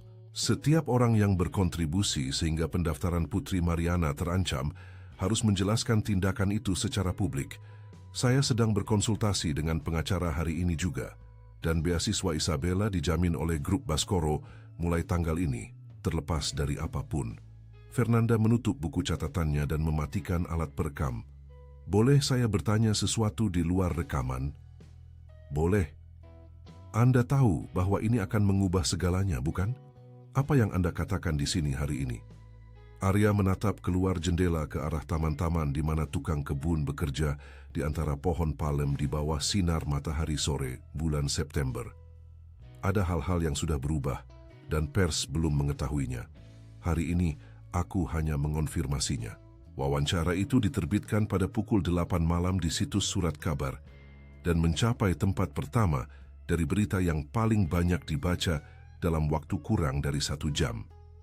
Di media sosial, teks tersebut dibagikan ratusan ribu kali dalam 3 jam pertama. Komentar-komentar yang dibaca Mariana pagi tadi dengan hati yang berat secara bertahap tertimbun oleh gelombang reaksi yang berbeda.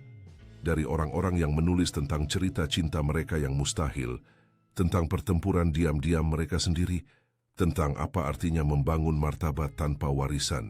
Di apartemen di Ipar, Mariana membaca wawancara itu sambil duduk di kursi dapur, yang sama tempat ia membuka berita pagi tadi.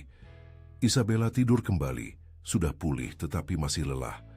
Ketel memanas lagi di atas kompor. Dan saat sampai di bagian di mana Arya menggambarkan gerakan memeriksa putrinya, ia menutup laptopnya, menatap ubin putih untuk waktu yang lama, dan kemudian, untuk pertama kalinya hari itu, membiarkan air matanya mengalir tanpa khawatir untuk mengeringkannya. Itu bukan air mata kelemahan. Itu adalah jenis air mata yang datang saat seseorang yang tidak pernah kamu duga akan melihatmu, benar-benar melihatmu. Indonesia terbangun keesokan paginya dengan cerita Mariana dan Arya di bibir semua orang. Itu bukan jenis berita yang hanya hidup di portal selebritas atau di tabloid yang beredar di ruang tunggu dokter. Berita itu telah sampai ke program radio pagi, ke lingkaran percakapan di pasar-pasar tradisional, ke meja sarapan di mana keluarga-keluarga mendebatkan berita hari itu sebelum menyebar ke rutinitas mereka. Ada sesuatu dalam cerita itu yang menyentuh saraf kolektif, seolah-olah cerita itu tentang sesuatu yang lebih besar daripada 2 orang asing yang berdansa di aula emas. Akun-akun media sosial yang sama yang telah mempublikasikan komentar kejam pada pagi sebelumnya melalui proses kalibrasi ulang yang terlihat jelas. Beberapa menghapus unggahan mereka secara diam-diam, yang lain mempublikasikan catatan klarifikasi dengan nada seseorang yang telah disalahpahami. Beberapa yang sedikit mempertahankan posisi asli mereka dan segera menemukan bahwa berenang melawan arus khusus itu adalah pilihan dengan biaya yang tinggi. Nyonya Helena Drummond, yang telah diidentifikasi oleh 3 saksi acara sebagai penulis komentar tentang kehadiran Isabella di aula, terbangun dengan namanya disebut dalam 2 program televisi pagi dan sebuah editorial dari situs budaya dengan lebih dari 2 juta pembaca. Teks tersebut tidak menyebutkan namanya secara langsung, tetapi menggambarkan episode tersebut dengan detail yang cukup bagi salah satu dari 300 tamu pesta dansa untuk mengidentifikasi siapa yang dimaksud. Ia menghabiskan pagi itu bertemu dengan tim citra publiknya yang merupakan bentuk tanggapan tersendiri. Mariana mengetahui semua itu dari Joelma, rekan terdekatnya di tim pemeliharaan, yang menelepon pada pukul 8 pagi dalam keadaan gelisah yang digambarkan Isabella, di samping ibunya di dapur, sebagai Tante Joelma sepertinya mau meledak, Bu. Mariana, kamu sudah jadi simbol nasional. Ada orang yang mengumpulkan dana untuk mengirimimu bunga. Ada seorang pria di Medan yang membuat lagu tentangmu. Dan putra pemilik bank yang mengancam beasiswa Isabella meminta maaf secara publik dan mengatakan itu adalah salah paham. Salah paham, Mariana mengulangi dengan kekeringan yang diinterpretasikan Joelma dengan benar sebagai skeptisisme. Salah paham yang sangat nyaman setelah wawancara Arya Baskoro ya, tapi beasiswa Isabella sudah dijamin. Grup Baskoro sudah mengonfirmasinya dalam pernyataan resmi. Mariana terdiam sejenak. Isabella yang telah mendengar kata beasiswa dan sekolah dengan perhatian tajam anak-anak yang mengerti lebih banyak daripada yang diduga orang dewasa, menarik lengan baju ibunya. "Ibu, apakah aku akan tetap di sekolahku?" "Iya, sayang." Anak itu mengangguk dengan keseriusan biasanya dan kembali ke roti panggangnya. Telepon dari Arya tiba pada pukul 10 pagi. Itu bukan melalui telepon rumah besar, bukan Rosana yang menengahi.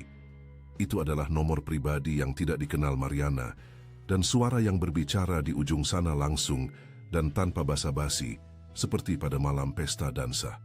"Mariana, ini Arya. Aku ingin bertanya dulu bagaimana keadaanmu dan Isabella." Mariana berhenti sejenak. "Kami baik-baik saja. Isabella sudah hampir sembuh dari demamnya. Terima kasih atas pertanyaannya." "Aku senang mendengarnya. Aku ingin kamu tahu bahwa situasi kerjamu sudah normal kembali. Aku sudah bicara dengan Ibu Perpetua pagi ini. Kamu bisa kembali kapanpun kamu mau. Tidak ada batasan apapun.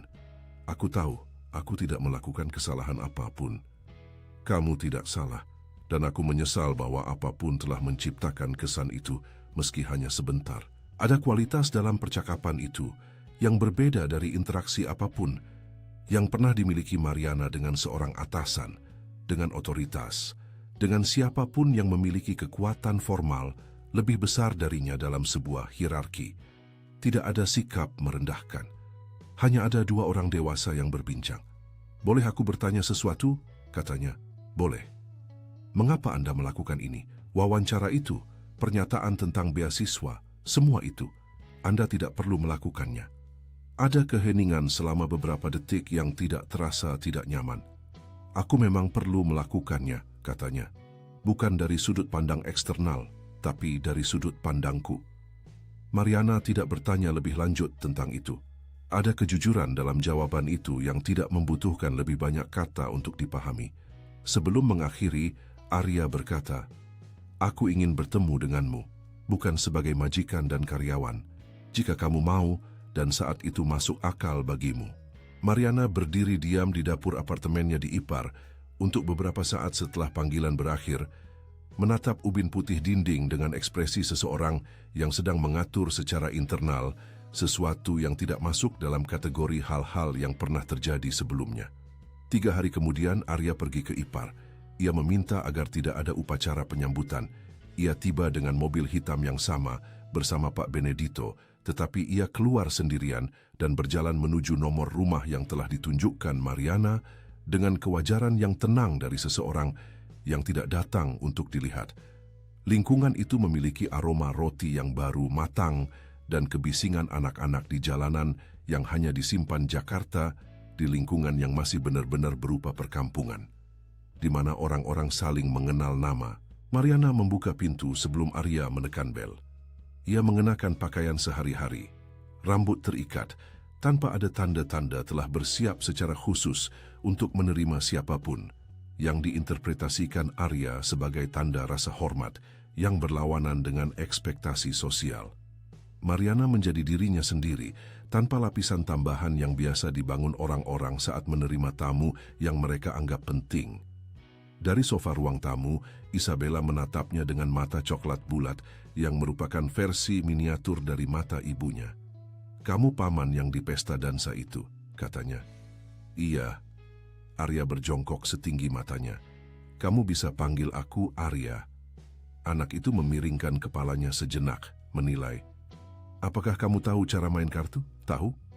Kalau begitu boleh masuk." Mariana menutupi mulutnya dengan tangan, tetapi tawa itu tetap keluar. Arya berdiri dengan sesuatu di wajahnya yang akan butuh waktu beberapa hari bagi Mariana untuk menyebutnya dengan benar. Itu adalah keringanan beban. Jenis keringanan yang muncul saat seseorang akhirnya berada di tempat yang tepat. Mereka menghabiskan 3 jam di ruang tamu kecil apartemen di Ipar. Mereka memainkan 2 permainan kartu, di mana Isabella memenangkan 1 dengan kecurigaan kecurangan yang tidak dipertanyakan oleh salah satu orang dewasa. Mariana membuat kopi dan Arya meminumnya tanpa berkomentar bahwa ia tidak pernah minum kopi sore. Mereka berbicara tentang hal-hal nyata, rutinitas Isabella, pekerjaan, Jakarta, kota yang mereka berdua kenal dari sudut pandang yang berbeda secara radikal, tetapi dengan kasih sayang jengkel yang sama dari seseorang yang tidak bisa membayangkan hidup di tempat lain. Saat Arya pergi, Isabella berdiri di jendela memperhatikan mobil hitam itu berangkat. Kemudian ia menoleh ke arah ibunya dengan tatapan yang dimiliki anak-anak saat mereka sampai pada kesimpulan penting. "Ibu, aku suka dia." Mariana mengangguk perlahan, seperti seseorang yang mengonfirmasi sesuatu yang sudah ia ketahui, tetapi butuh waktu untuk membiarkannya menempati ruang yang menjadi miliknya. "Ibu juga," katanya pelan. September berubah menjadi Oktober, dengan keringanan perubahan yang dimulai sebelum kita menyadari bahwa itu telah dimulai. Arya Baskoro terus bangun sebelum fajar, terus mengelola grup Baskoro dengan ketepatan yang sama seperti biasanya, terus menghadiri rapat dan menandatangani keputusan yang menopang kerajaan senilai 20 triliun rupiah. Namun ada sesuatu yang berbeda dalam cara hari itu berlalu, kualitas baru dalam jeda antara satu kewajiban dan kewajiban lainnya, seolah-olah waktu mulai mengandung kemungkinan-kemungkinan yang sebelumnya hanya mengandung jam. Ia pergi ke Ipar 3 kali dalam 3 minggu, selalu dengan waktu yang dijanjikan, selalu diumumkan, selalu dengan diskresi seseorang yang mengerti bahwa memasuki hidup seseorang adalah hal serius yang menuntut rasa hormat terhadap ritme orang lain. Mariana bekerja di pagi hari di rumah besar pada hari-hari kerja, dan Arya menghormati itu tanpa berkomentar tentang keanehan formal situasi tersebut, karena Mariana telah menjelaskan sejak awal bahwa pekerjaan adalah pekerjaan dan sisanya adalah sisanya, dan ia tidak berniat mencampur adukan kedua hal itu. Itu adalah sikap yang dikagumi Arya dengan intensitas yang tidak bisa ia sembunyikan sepenuhnya dari Rosana, yang telah mengembangkan selama 2 dekade bekerja dekat dengannya radar yang terkalibrasi untuk perubahan kecil yang mendahului perubahan besar. "Dia berbeda," katanya kepada koki Rogerio pada suatu Kamis di dapur yang tenang sambil menandatangani pesanan bulan itu. Rogerio yang memasak untuk keluarga Baskoro selama 15 tahun dan yang telah melihat Arya melewati peristiwa-peristiwa hidup dengan ekspresi marmer yang sama di semuanya, hanya menjawab, "Sudah waktunya." Di apartemen di Ipar, kunjungan-kunjungan itu membangun keakraban yang memiliki ritme hal-hal nyata. Arya menemukan bahwa Isabella memiliki ingatan yang luar biasa untuk cerita, bahwa ia bisa membacakan seluruh buku yang pernah dibacakan ibunya lebih dari 2 kali. Ia menemukan bahwa Mariana memasak nasi dan tumisan terbaik yang pernah ia cicipi, yang membuat Mariana tertawa dengan kegembiraan yang tulus saat Arya menyatakan hal itu dengan keseriusan seseorang yang membuat pernyataan teknis. "Kamu mencicipi nasi tumis di Ipar seolah-olah sedang menilai anggur Prancis kelas atas." "Aku sedang menilai, dan aku menyatakan bahwa yang ini menang." Dan ia menemukan, dalam percakapan yang semakin lama seiring berjalannya Oktober, bahwa Mariana memiliki cara berpikir tentang hal-hal yang memberinya perasaan berada di wilayah yang jujur. Mariana tidak setuju dengannya demi kesopanan. Saat tidak setuju, ia mengatakannya. Saat tidak tahu sesuatu, ia mengakuinya tanpa rasa malu. Dan saat berbicara tentang kehidupan yang telah ia bangun, tentang pilihan yang telah ia buat, tidak ada tanda-tanda mentalitas korban atau mengasihani diri sendiri yang ditemukan Arya luar biasa. Karena ia tahu lebih baik daripada siapapun betapa besarnya biaya dari kehidupan tersebut. Bibi Beatrice, yang tetap diam secara strategis sejak pesta dansa, meminta bicara dengan Arya di awal Oktober, dengan formalitas yang ia gunakan saat topiknya serius. "Kamu baik-baik saja?" tanyanya, tanpa basa-basi. "Iya." Beatrice menatapnya sejenak dengan mata hijaunya yang menyimpan dekade-dekade tentang Arya untuk perbandingan. Kamu berbeda. Ya, berbeda dengan cara yang baik. Arya berpikir sejenak dengan tulus, jenis pikiran yang tidak terjadi saat jawabannya hanya sekadar basa-basi. Berbeda dengan cara yang aku tidak tahu masih mungkin terjadi. Beatrice membuka mulutnya, lalu menutupnya.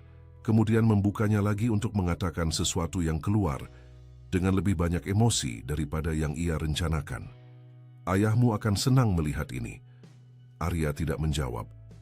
Tetapi ia tidak memalingkan tatapannya, yang merupakan caranya mengatakan bahwa ia benar-benar mendengarkan. Dunia luar bagaimanapun tidak sepenuhnya yakin. Masyarakat kelas atas Jakarta memiliki kemampuan untuk mengekspresikan persetujuan publik sambil mengatur perlawanan pribadi dengan efisiensi yang dikenal baik oleh Arya.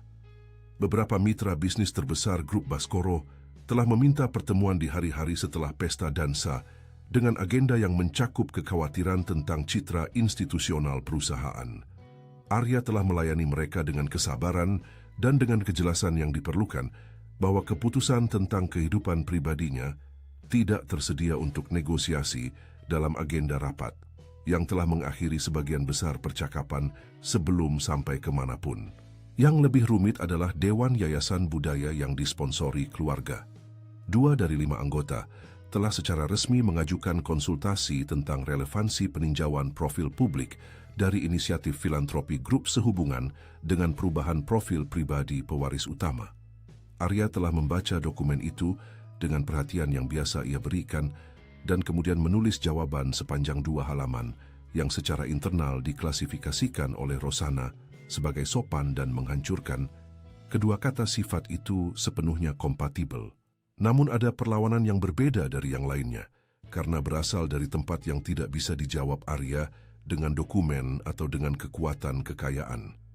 Ada sekelompok orang di lingkaran terdekat keluarga yang melihat apa yang sedang terjadi dan melihatnya bukan sebagai cerita cinta yang tulus, melainkan sebagai paparan kerentanan yang tidak boleh dimiliki oleh pria di posisi Arya. Dan di antara orang-orang itu ada sepupunya, Renato Baskoro, putra dari satu-satunya saudara laki-laki ayah Arya, yang telah menghabiskan 15 tahun terakhir mengumpulkan saham minoritas di perusahaan-perusahaan grup dan menunggu dengan kesabaran para kalkulator sebuah peluang yang tidak pernah tiba. Renato tidak mengatakan apapun secara terbuka. Ia terlalu cerdas untuk itu. Namun Arya telah melihatnya di balik layar pesta dansa dengan tatapan yang ia kenali dari masa kecil, tatapan khusus dari seseorang yang baru saja melihat sebuah bidak catur bergerak dengan cara yang membuka kemungkinan baru bagi mereka yang bermain di sisi lain.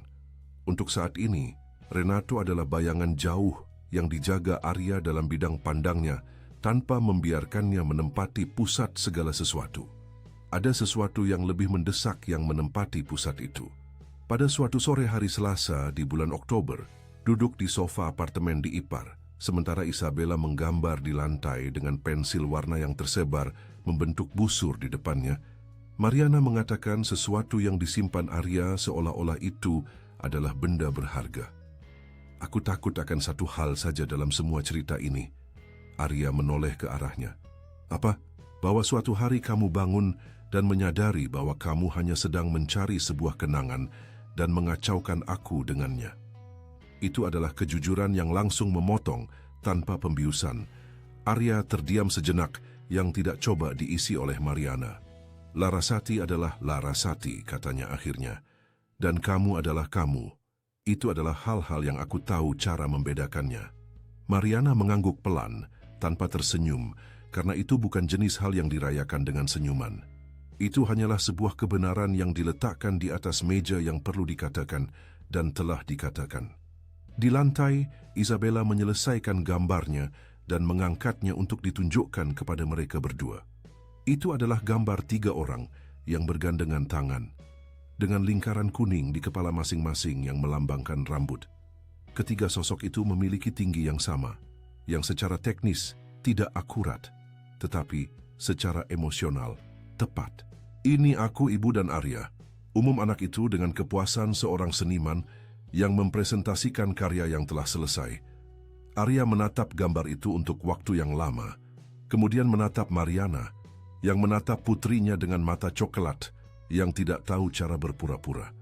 Dan sesuatu di dalam dirinya yang telah kaku selama 20 tahun seperti kayu yang ditinggalkan di tempat terbuka, akhirnya mulai melunak. Rosanna lah yang menemukannya pertama kali. Ia sedang meninjau file perekrutan tim pemeliharaan untuk alasan administratif murni, ketika ia menyadari adanya ketidakteraturan yang bukan benar-benar ketidakteraturan, tetapi juga bukan prosedur standar. 3 tahun lalu, ketika Mariana Santos dipekerjakan untuk tim rumah besar, prosesnya mencakup surat rekomendasi tulisan tangan yang diserahkan langsung kepada Ibu Perpetua. Dokumen itu tidak didigitalisasi sebagaimana mestinya, tetapi diarsipkan dalam bentuk kertas di folder penerimaan. Tanda tangannya adalah milik seorang Konsepsi Ferreira. Rosanna membawa dokumen itu kepada Arya tanpa menambahkan interpretasi apapun yang merupakan caranya yang biasa. Ia hanya meletakkan folder itu di atas meja yang terbuka di halaman yang tepat dan menunggu. Arya membaca nama itu sekali, kemudian membacanya lagi, dan kemudian ia terdiam sepenuhnya untuk waktu yang tidak bisa diperkirakan Rosanna dengan tepat, karena ia telah keluar secara diam-diam dari ruang kerja segera setelah ia menyadari bahwa reaksi yang ia lihat bukanlah untuk disaksikan oleh orang lain. Konsepsi Ferreira telah menjadi pengurus rumah tangga kediaman Baskoro selama hampir 30 tahun. Ia tiba saat masih muda, dengan putrinya yang baru lahir setelah menjanda lebih awal, dan ia membesarkan Larasati di dalam dinding-dinding itu pada saat yang sama saat ia membesarkan Arya. 2 anak takdir yang tumbuh bersama, seolah-olah dunia tidak meramalkan perbatasan apapun di antara mereka. Ketika Larasati pergi, Konsepsi tetap tinggal di rumah besar itu selama 2 tahun lagi, dalam keheningan yang berat, sebelum mengundurkan diri dengan kelembutan dan martabat yang menjadi ciri khasnya dalam segala hal. Arya telah mencoba meyakinkannya untuk tinggal. Konsepsi hanya mengatakan bahwa sudah waktunya untuk memulai kembali di tempat lain, bahwa tinggal berarti hidup di dalam sebuah kenangan yang perlu menempati ruang yang lebih kecil daripada yang diizinkan dinding-dinding itu. Ia telah meninggalkan rumah besar itu 18 tahun lalu. Arya kehilangan kontak secara bertahap, seperti yang terjadi pada orang-orang yang kita cintai, tetapi hidup menjauhkan karena alasan yang tidak dipilih oleh keduanya secara langsung. Ia telah mengirim uang beberapa kali di awal, melalui perantara Beatrice, sampai kiriman-kiriman itu dikembalikan dengan catatan yang hanya berbunyi, "Terima kasih, tapi saya baik-baik saja." Dan sekarang namanya ada di sebuah surat rekomendasi tertanggal 3 tahun lalu untuk seorang wanita yang tinggal di Ipar. Arya menelepon Beatrice. "Apakah Bibi tahu di mana Ibu Konsepsi tinggal?" Beatrice terdiam sejenak yang mengandung informasi. "Aku tahu," katanya akhirnya. "Sejak kapan?" "Sejak dulu. Kami tidak pernah benar-benar kehilangan kontak. Dia meminta kerahasiaan." "Mengapa Bibi tidak pernah mengatakannya padaku?" "Karena dia memintanya. Dan karena aku pikir itu adalah permintaan yang dia punya hak untuk ajukan." Arya memejamkan matanya sejenak. "Berikan alamatnya padaku, Beatrice. Alamatnya ada di Ipar." Mariana butuh beberapa detik untuk memahami apa yang dikatakan Arya saat ia menelepon sore itu. Arya menjelaskan dengan suara hati-hati seseorang yang mencoba membangun kalimat tentang sesuatu yang belum bisa ia ukur sepenuhnya. "Wanita yang membesarkanku setelah ibuku pergi, Ibu Larasati. Dia menulis surat rekomendasi yang merekomendasikanmu untuk posisi di rumah besar 3 tahun lalu, dan dia tinggal 2 jalan darimu." Keheningan. "Mariana, apakah kamu kenal seorang wanita bernama Konsepsi Ferreira?" Jawabannya memakan waktu lebih lama dari biasanya. "Ibu Ceica," kata Mariana akhirnya, dengan suara yang telah berubah nada sepenuhnya. "Semua orang di sini di lingkungan ini kenal Ibu Ceica. Dia tinggal di jalan bawah. Dia yang merawat taman di sudut. Setiap hari Jumat, dia jualan kue lapis legit di depan rumahnya." Arya harus duduk. Isabella memanggilnya Nenek Ceica, bukan karena darah. Itu salah satu hal di lingkungan ini, tahu kan? Saat orang yang lebih tua mengadopsi anak-anak di seluruh jalan, Ibu Ceica yang mengajari Isabella cara mengepang rambut. Dia juga yang merekomendasikan aku untuk pekerjaan di apartemen sebelum di rumah besar. Arya terdiam untuk waktu yang lama. "Aku ingin pergi ke sana," katanya. "Apakah kamu mau pergi bersamaku?" Sore berikutnya, hari Sabtu di bulan Oktober, dengan sinar matahari musim semi Jakarta yang menghangatkan trotoar, Arya Baskoro pergi ke Ipar untuk keempat kalinya. Namun kali ini, ia tidak berhenti di Jalan Mariana. Ia berjalan bersamanya. Dengan berjalan kaki, dua jalan yang memisahkan apartemen Mariana dari rumah kecil, dengan taman di depannya di mana ada bangku semen di bawah pohon pule dan pot bunga geranium merah di jendela. Ibu Konsepsi sedang berada di taman saat mereka tiba. Ia berusia 71 tahun dan rambutnya sudah memutih seluruhnya dan postur tubuhnya seperti wanita yang telah memikul banyak beban dan belajar memikulnya tanpa membungkuk. Saat ia mengangkat matanya dan melihat Arya berdiri di pintu masuk taman, ia terdiam sejenak yang mengandung 20 tahun di dalamnya. Kemudian ia tersenyum. Itu adalah senyum yang Arya simpan dalam ingatannya bersama dengan semua detail masa kecil lainnya.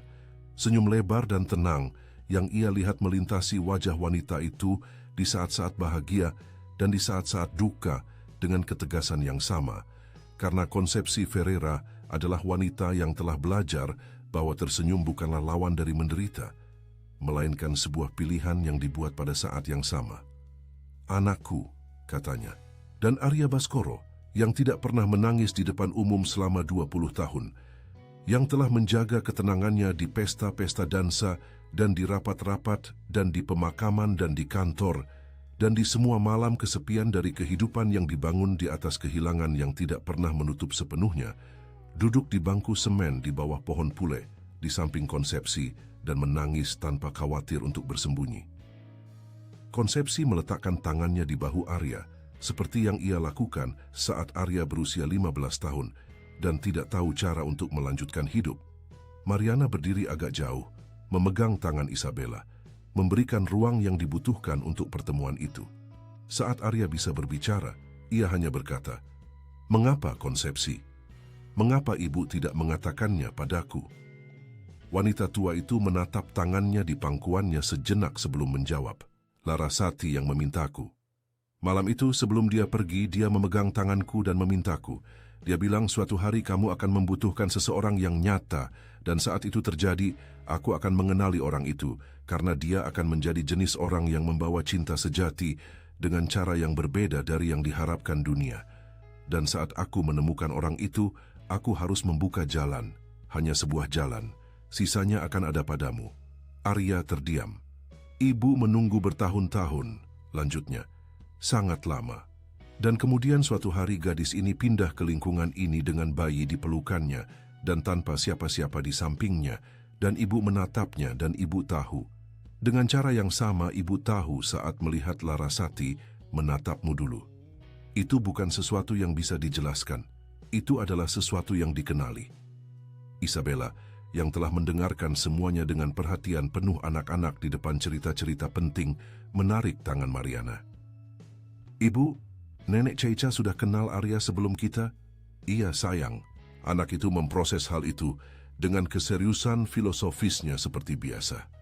Jadi nenek yang merencanakan semuanya, simpulnya dengan kepuasan seseorang yang memecahkan teka-teki sulit. Konsepsi tertawa. Itu adalah tawa yang berasal dari lubuk hati, dari tempat di mana orang menyimpan kebahagiaan yang paling mahal harganya untuk didapatkan. "Nenek hanya membuka sebuah pintu, sayangku. Yang masuk adalah ibumu, selalu dia." Arya menatap Mariana di seberang taman bunga geranium merah dan pohon pule. Mariana menatapnya balik dengan mata coklat yang tidak tahu cara berpura-pura. Dan dalam tatapannya sekarang ada lapisan baru yang terbuat dari pemahaman dan dari sesuatu yang belum ia sebutkan dengan suara keras, tetapi sudah menempati ruang yang kokoh di dalam dirinya yang tidak lagi sementara. Konsepsi mengamati mereka berdua dalam diam sejenak, dan kemudian berkata kepada Isabella, dengan kewajaran sempurna seseorang yang mengubah topik saat topik tersebut sudah mengatakan, semua yang perlu dikatakan. "Isa, nenek buat kue lapis legit hari ini. Mau bantu nenek potong?" Anak itu pergi dengan kegembiraan seperti biasa, menarik tangan nenek Ceica masuk ke dalam rumah kecil yang penuh cahaya. Dan Arya serta Mariana tetap sendirian di taman dengan pohon pule dan suara lembut lingkungan di sekitar mereka. Dan dengan perasaan bersama bahwa beberapa hal dalam hidup lebih besar daripada pemahaman segera yang diizinkan dan bahwa itu tidak membuatnya kurang nyata. Hanya lebih diperlukan. Bulan-bulan yang mengikuti pertemuan di Taman Ibu Konsepsi adalah bulan-bulan pembangunan. Bukan pembangunan bising dari proyek bangunan dan peresmian dan pengumuman yang dikenal Arya dari dunia bisnis, melainkan pembangunan sunyi dari hal-hal yang bertahan lama. Yang terjadi dalam percakapan hari Selasa dan kopi pukul 4 sore dan cerita-cerita yang diceritakan untuk anak-anak yang tertidur di tengah-tengah dan membutuhkan akhir ceritanya di pagi hari berikutnya. Arya belajar bahwa Isabella takut pada Guntur, tetapi tidak mau mengakuinya. Bahwa ia mengompensasi rasa takutnya dengan bernyanyi pelan untuk dirinya sendiri. Dan bahwa lagu yang dipilihnya untuk itu selalu sama dengan yang dinyanyikan Mariana saat mencuci piring. Ia belajar bahwa Mariana tidur larut malam karena pada jam-jam sunyi setelah gadis itu tidur, ia baru bisa membaca. Dan bahwa membaca adalah hal yang paling ia cintai di dunia setelah putrinya. Ia belajar bahwa ada dalam diri Mariana keterus-terangan yang tidak pernah agresif, bahwa ia tidak setuju dengan ketenangan yang sama saat ia setuju, bahwa tidak ada padanya kebutuhan akan persetujuan yang telah dilihat Arya di hampir semua hubungan dalam kehidupan dewasanya. Dan Mariana belajar bahwa Arya bangun sebelum fajar bukan karena ia harus, tetapi karena itu adalah satu-satunya momen di mana dunia tidak meminta apapun darinya. Bahwa ia telah membaca setiap buku di perpustakaan rumah besar setidaknya sekali, beberapa di antaranya beberapa kali, dan bahwa ia memiliki ingatan seseorang yang membaca dengan perhatian nyata. Bahwa saat ia khawatir tentang sesuatu, ia menjadi sangat diam dengan jenis diam yang berbeda dari diam biasanya. Dan bahwa ada padanya di bawah seluruh baju zirah yang dibangun oleh 2 dekade kesepian dan posisi sosial, sebuah kelembutan yang ia simpan dengan sangat hati-hati sehingga kebanyakan orang sudah menyerah untuk mencarinya. Isabella, yang tidak memiliki orang dewasa manapun yang memaksanya untuk menjadi kurang langsung daripada dirinya yang sebenarnya, telah memperlakukan Arya seperti ia memperlakukan semua orang sejak pertemuan kedua, dengan kejujuran radikal anak-anak yang belum belajar menyaring apa yang mereka pikirkan.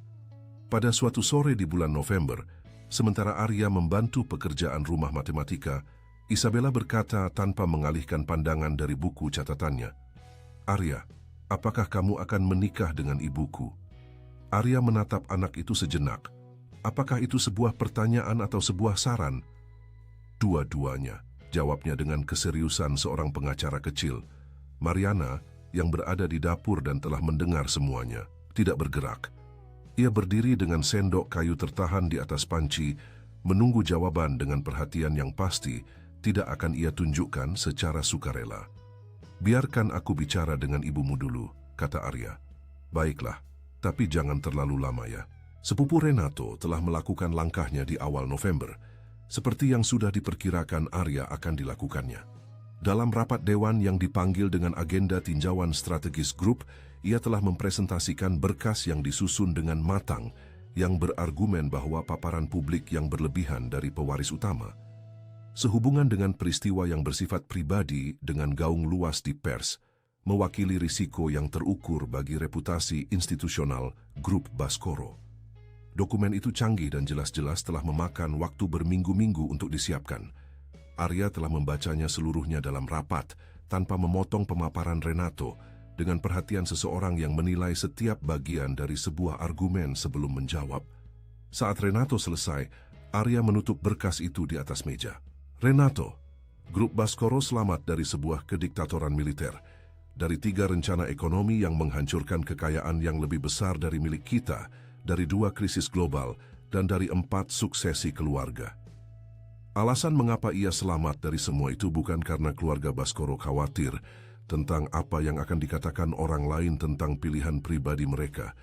Itu karena mereka mengambil keputusan yang tepat untuk alasan yang tepat.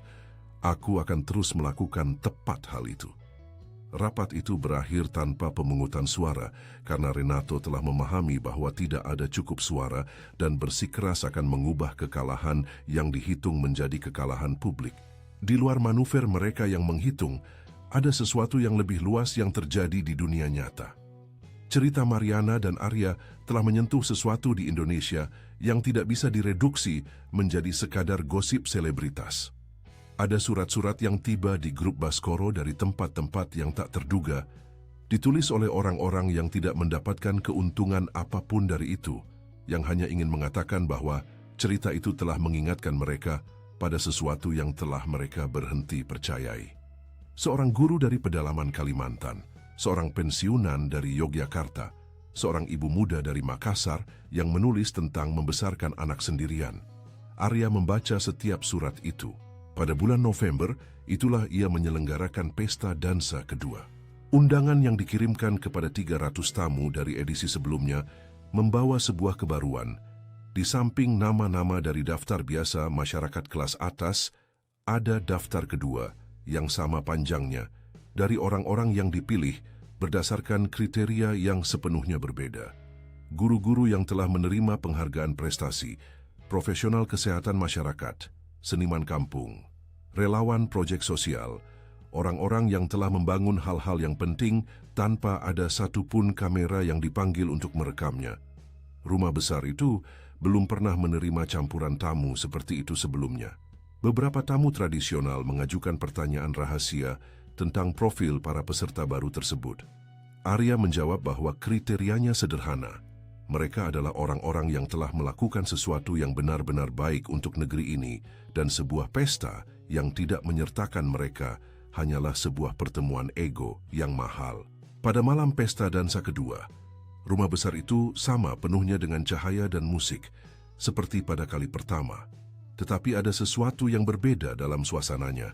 Suhu yang berbeda di udara, seperti saat oksigen ditambahkan ke lingkungan yang mulai terasa tertutup. Arya berada di balkon pada pukul 8 malam, gelas sampanye di tangan, saat ia mendengar gumaman yang menyebar di aula dengan cara yang sudah ia kenal, tetapi kali ini tidak menghasilkan efek yang sama. Ia memalingkan wajahnya ke arah pintu masuk utama. Mariana tiba melalui pintu depan. Itu bukan pintu pelayan. Itu adalah pintu masuk yang sama dengan deretan pilar dan marmer yang telah dilewati oleh 300 tamu paling berpengaruh di negeri ini malam itu dan di semua malam pesta dansa sebelumnya. Dan ia masuk melalui sana dengan gaun malam biru tua, anggun dan bersahaja. Rambut terikat dalam sanggul sederhana yang memperlihatkan leher dan anting-anting emas kecil yang dulunya milik ibunya.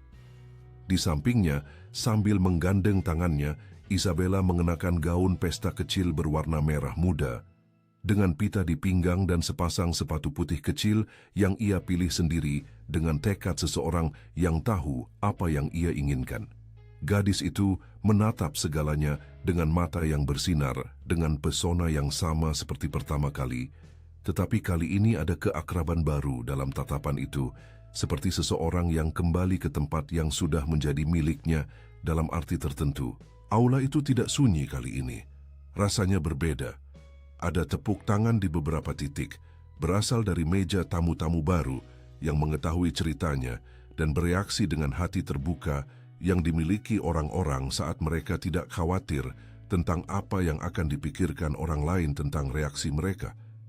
Dan ada di antara tamu-tamu tradisional campuran antara kalibrasi ulang dan sesuatu yang, bagi banyak dari mereka, adalah kejujuran untuk mengakuinya sebagai rasa haru yang tulus. Beatrice Baskoro berdiri di samping pilar tengah dengan mata berkaca-kaca dan tanpa niat untuk menyembunyikannya. Ibu Konsepsi duduk di salah satu meja samping, di samping Rosana, dengan gaun biru muda dan kalung mutiara yang ia simpan untuk acara-acara yang sangat istimewa. Ia memperhatikan Mariana dan Isabella masuk melalui aula dengan senyum yang mengandung semua yang telah ia simpan selama 20 tahun di taman-taman bunga geranium merah dan hari Jumat dengan kue lapis legit, dan membiarkan itu muncul sepenuhnya di wajahnya tanpa menyembunyikan apapun. Arya turun dari balkon dan melintasi aula menuju arah mereka. Saat sampai, ia berjongkok dulu untuk Isabella, yang membuka lengannya dan memeluknya dengan kewajaran anak-anak yang sudah memutuskan bahwa mereka menyukaimu. Kemudian ia berdiri dan menatap Mariana, yang menatapnya balik dengan mata coklat yang telah ia pelajari untuk dibaca seolah-olah itu adalah bahasa tersendiri. "Kamu masuk melalui pintu yang benar," katanya. Mariana tersenyum dengan senyum yang muncul perlahan, seolah butuh sedetik untuk memastikan bahwa itu nyata. "Kali ini aku tahu itulah pintunya." Orkestra mulai memainkan waltz pertama. Arya mengulurkan tangan kepada Mariana. Mariana meletakkan tangannya di atas tangan Arya. Isabella memegang tangan bebas Arya, dan mereka bertiga pergi bersama menuju tengah lantai dansa, di mana Arya menempatkan diri bersama Mariana dan Isabella berdiri di samping memperhatikan dengan tangan bertaut di depan tubuh kecilnya, bergoyang pelan mengikuti musik dengan keseriusan terpesona seorang putri yang menyaksikan sesuatu yang sangat penting. Setelah 2 menit berdansa, Arya berhenti. Seluruh aula menyadarinya sebelum kata-kata apapun diucapkan, karena ada gerakan yang tidak membutuhkan keterangan. Ia berbalik ke arah Isabella mengulurkan tangan, dan gadis itu mengambilnya dengan mata terbelalak menyadari bahwa ia berada di tengah sesuatu yang akan ia ingat selamanya. Kemudian Arya berlutut di tengah lantai dansa, di aula emas abad ke-18 yang sama, dengan 300 orang menahan napas di sekelilingnya, dan mengeluarkan dari saku dalam jasnya sebuah cincin emas dengan batu safir biru tua, cincin yang dulunya milik buyut perempuan Baskoro, yang telah berpindah tangan selama 5 generasi, sebagai simbol pilihan yang dibuat keluarga selama 1 abad. "Mariana," katanya, dengan suara tegas seseorang yang sampai pada momen ini melalui jalan yang panjang dan tidak memiliki keraguan sedikit pun tentang di mana ia berada. Mariana menatapnya dengan mata yang bersinar dan bibir yang sedikit terbuka. Isabella meremas tangannya di samping dengan emosi yang belum bisa disebutkannya sepenuhnya, tetapi dirasakannya dengan intensitas seseorang yang berusia 6 tahun dan memiliki hati yang utuh. "Aku ingin membangun sebuah keluarga bersamamu dan dengan Isabella, bukan karena itu mengisi kekosongan, tapi karena kalian menunjukkan padaku bahwa apa yang aku miliki bukanlah kekosongan, melainkan ruang yang menunggu orang-orang yang tepat untuk mengisinya." Isabella melepaskan tangan ibunya dan merapatkan tangan kecilnya sendiri satu sama lain dalam diam, matanya berpindah dari Arya ke ibunya dan kembali ke Arya. Mariana butuh sedetik, hanya sedetik. "Iya," katanya, dengan suara tegas dan mata yang tidak berpaling. Isabella bertepuk tangan dengan telapak tangan kecilnya yang menghasilkan suara paling ceria di seluruh aula, tanpa memahami sepenuhnya semua yang sedang terjadi, tetapi memahami apa yang penting, bahwa sesuatu yang sangat baik sedang lahir di sana dengan cara yang tidak akan berbalik lagi. Upacara itu terjadi pada suatu sore di bulan Desember, saat Jakarta sesekali memutuskan untuk menangguhkan kemacetan dan kebisingan cukup lama, agar orang menyadari ada langit di atas gedung-gedung, dan akhir sore turun ke kota dengan kualitas emas yang hanya bisa dihasilkan oleh September dan Desember secara bersamaan. Kapel rumah besar itu dibangun oleh canggah Arnaldo Baskoro pada tahun yang sama saat ia mendirikan fondasi rumah tersebut, karena ia percaya, seperti kepercayaan pria pada generasinya, bahwa sebuah rumah yang tidak memiliki tempat untuk bersyukur hanyalah sebuah gudang yang mahal. Selama hampir 1 abad, dinding-dinding itu telah menerima pembaptisan, pernikahan, dan perpisahan keluarga.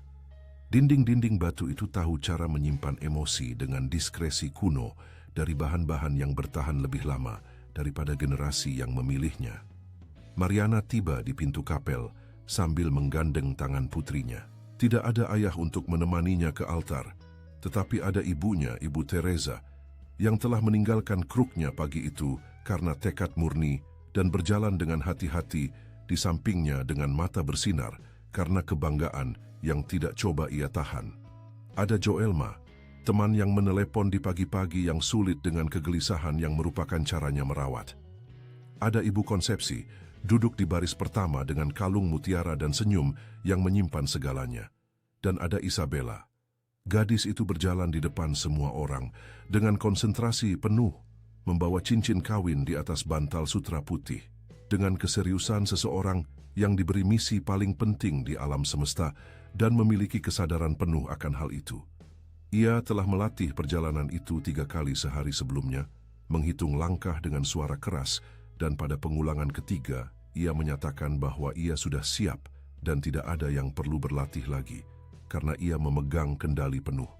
Di ujung lorong, Arya menunggu. Ia mengenakan setelan jas gelap, potongan sempurna yang sama seperti biasanya, tetapi ada sesuatu yang berbeda dalam cara ia berdiri sore itu. Tidak ada kekakuan yang biasa, postur seseorang yang menahan bebannya sendiri dengan usaha permanen seseorang yang telah memikul sesuatu yang berat untuk waktu yang lama. Ia hanya berdiri, hadir, dengan mata tertuju pada pintu tempat Mariana muncul, dan di wajahnya terpancar ekspresi yang digambarkan Beatrice yang duduk di baris pertama sisi kanan dengan sapu tangan yang sudah di tangan, kepada Ibu Konsepsi dalam sebuah bisikan sebagai wajah yang tidak pernah aku pikir akan kulihat pada anak ini. Ibu Konsepsi menjawab juga dalam bisikan, aku sudah menduganya. Pastor Agus, yang membaptis Arya 35 tahun sebelumnya, dan yang menerima undangan untuk merayakan pernikahan itu dengan emosi yang terlihat dari seseorang yang menutup sebuah lingkaran yang tidak ia ketahui, sedang terbuka, menunggu di altar dengan kesabaran tenang dari mereka yang mendedikasikan hidup untuk hadir di momen-momen yang penting. Saat Mariana sampai di altar di samping Arya, Isabella menyerahkan cincin itu dengan begitu khidmat sehingga mengundang senyum tulus dari pastor. Kemudian ia mengambil tempatnya di barisan depan di antara Ibu Konsepsi dan Nenek Teresa dan terus menatap keduanya dengan ekspresi, khususnya sebagai seseorang yang mengamati dunia dengan perhatian lebih besar daripada yang biasanya diduga orang dewasa tentang anak berusia 6 tahun. Janji sucinya sederhana. Itu bukan janji yang disusun matang yang dipoles oleh tim acara selama berminggu-minggu. Itu adalah kata-kata yang masing-masing telah dipikirkan sendiri dan tiba di altar dengan tekstur kasar dan jujur dari hal-hal yang diucapkan tanpa ditulis sebelumnya. Arya mengatakan bahwa ia telah menghabiskan 20 tahun belajar perbedaan antara kesepian dan menunggu, dan bahwa ia baru memahami perbedaan itu saat ia tidak perlu lagi menunggu. Ia mengatakan bahwa ia mencintai Mariana bukan terlepas dari siapa dia, melainkan karena siapa dia yang merupakan hal yang sepenuhnya berbeda, dan bahwa ia berniat menghabiskan sisa hidupnya membuat perbedaan itu dengan suara keras setiap kali diperlukan. Mariana mengatakan bahwa ia telah belajar sejak dini bahwa hidup tidak menunggu kita siap, tetapi ia telah menemukan bersama Arya bahwa terkadang hidup hanya menunggu tanpa memberitahu bahwa ia sedang menunggu sampai kita tiba. Ia mengatakan bahwa ia memasuki pernikahan itu tanpa ilusi dan dengan semua mata terbuka, yang merupakan satu-satunya cara yang ia tahu untuk melakukan sesuatu, dan bahwa apa yang ia lihat dengan mata yang terbuka, lebar itu sudah cukup, sehingga ia tidak ingin melihat dengan cara lain. Isabella di barisan depan menyeka wajahnya dengan punggung tangannya dalam peniruan tak sadar dari Ibu Konsepsi di sampingnya, dan keduanya saling berpandangan sejenak dengan kebersamaan yang melintasi generasi.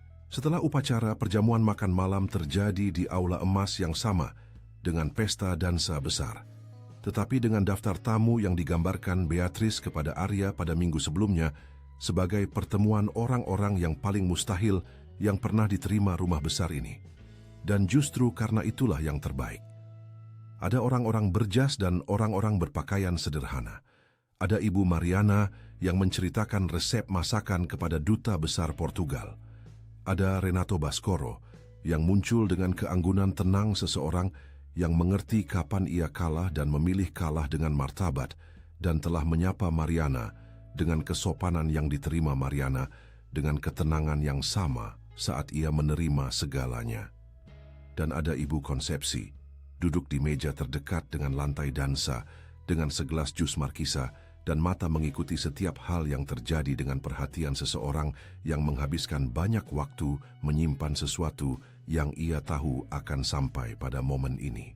Saat musik dimulai dan Arya serta Mariana pergi ke lantai dansa, Isabella lah yang menarik tangan ibu konsepsi agar mereka berdua bisa lebih dekat.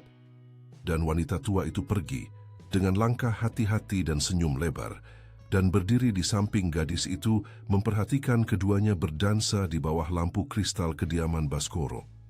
Itu adalah aula yang sama, itu adalah orkestra yang sama, dengan beberapa musisi yang berbeda tetapi repertoar yang sama yang dijaga sang dirigen sebagai warisan pribadi.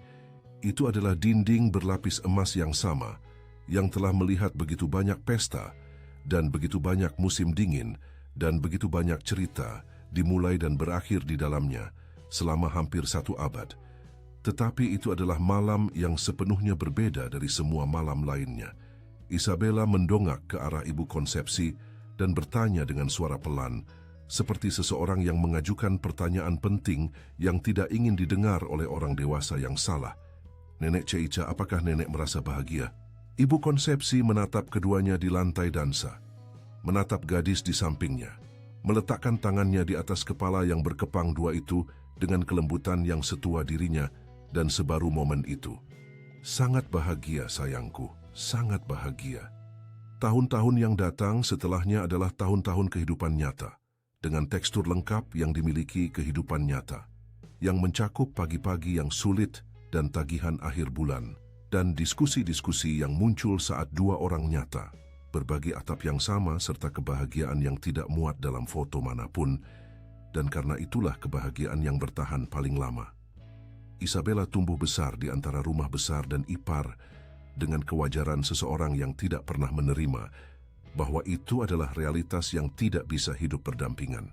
Ibu konsepsi mulai memiliki meja tetap dimakan malam hari Minggu, dan Ibu Teresa serta dia mengembangkan persahabatan wanita-wanita tua yang tahu apa yang berharga, yang diamati Arya dan Mariana dengan kelembutan seseorang yang melihat sesuatu yang baik terjadi tanpa ada yang perlu melakukan apapun untuk itu. Dan setiap tahun di bulan September, saat pohon pule di pemakaman kembali berbunga, dan Arya membawa anggrek putih ke makam Larasati, ia berhenti sedikit lebih lama dari biasanya. Karena sekarang ada sesuatu yang bisa diceritakan selain kesunyian. Ada seluruh cerita untuk diucapkan tentang seorang gadis berusia 6 tahun yang membawa cincin kawin dengan keseriusan seorang jenderal dan yang memilih lagu makan malam hari Minggu dengan otoritas penuh, tentang seorang wanita yang telah masuk melalui pintu yang benar tanpa tahu bahwa itu adalah pintu yang benar, tentang seorang wanita tua yang telah menanam benih 18 tahun lalu di sebuah taman bunga geranium merah dan telah menunggu dengan kesabaran seseorang yang percaya bahwa hal-hal yang benar tiba saat mereka perlu tiba. Dan di bulan September juga, Arya dan Mariana kembali ke aula emas rumah besar dan berdansa lagi di bawah lampu kristal, sementara Isabella setiap tahun bertambah dewasa, mengamati mereka dari kursi belakang tersembunyi yang sama di mana ia pernah tidur pada malam saat segalanya dimulai.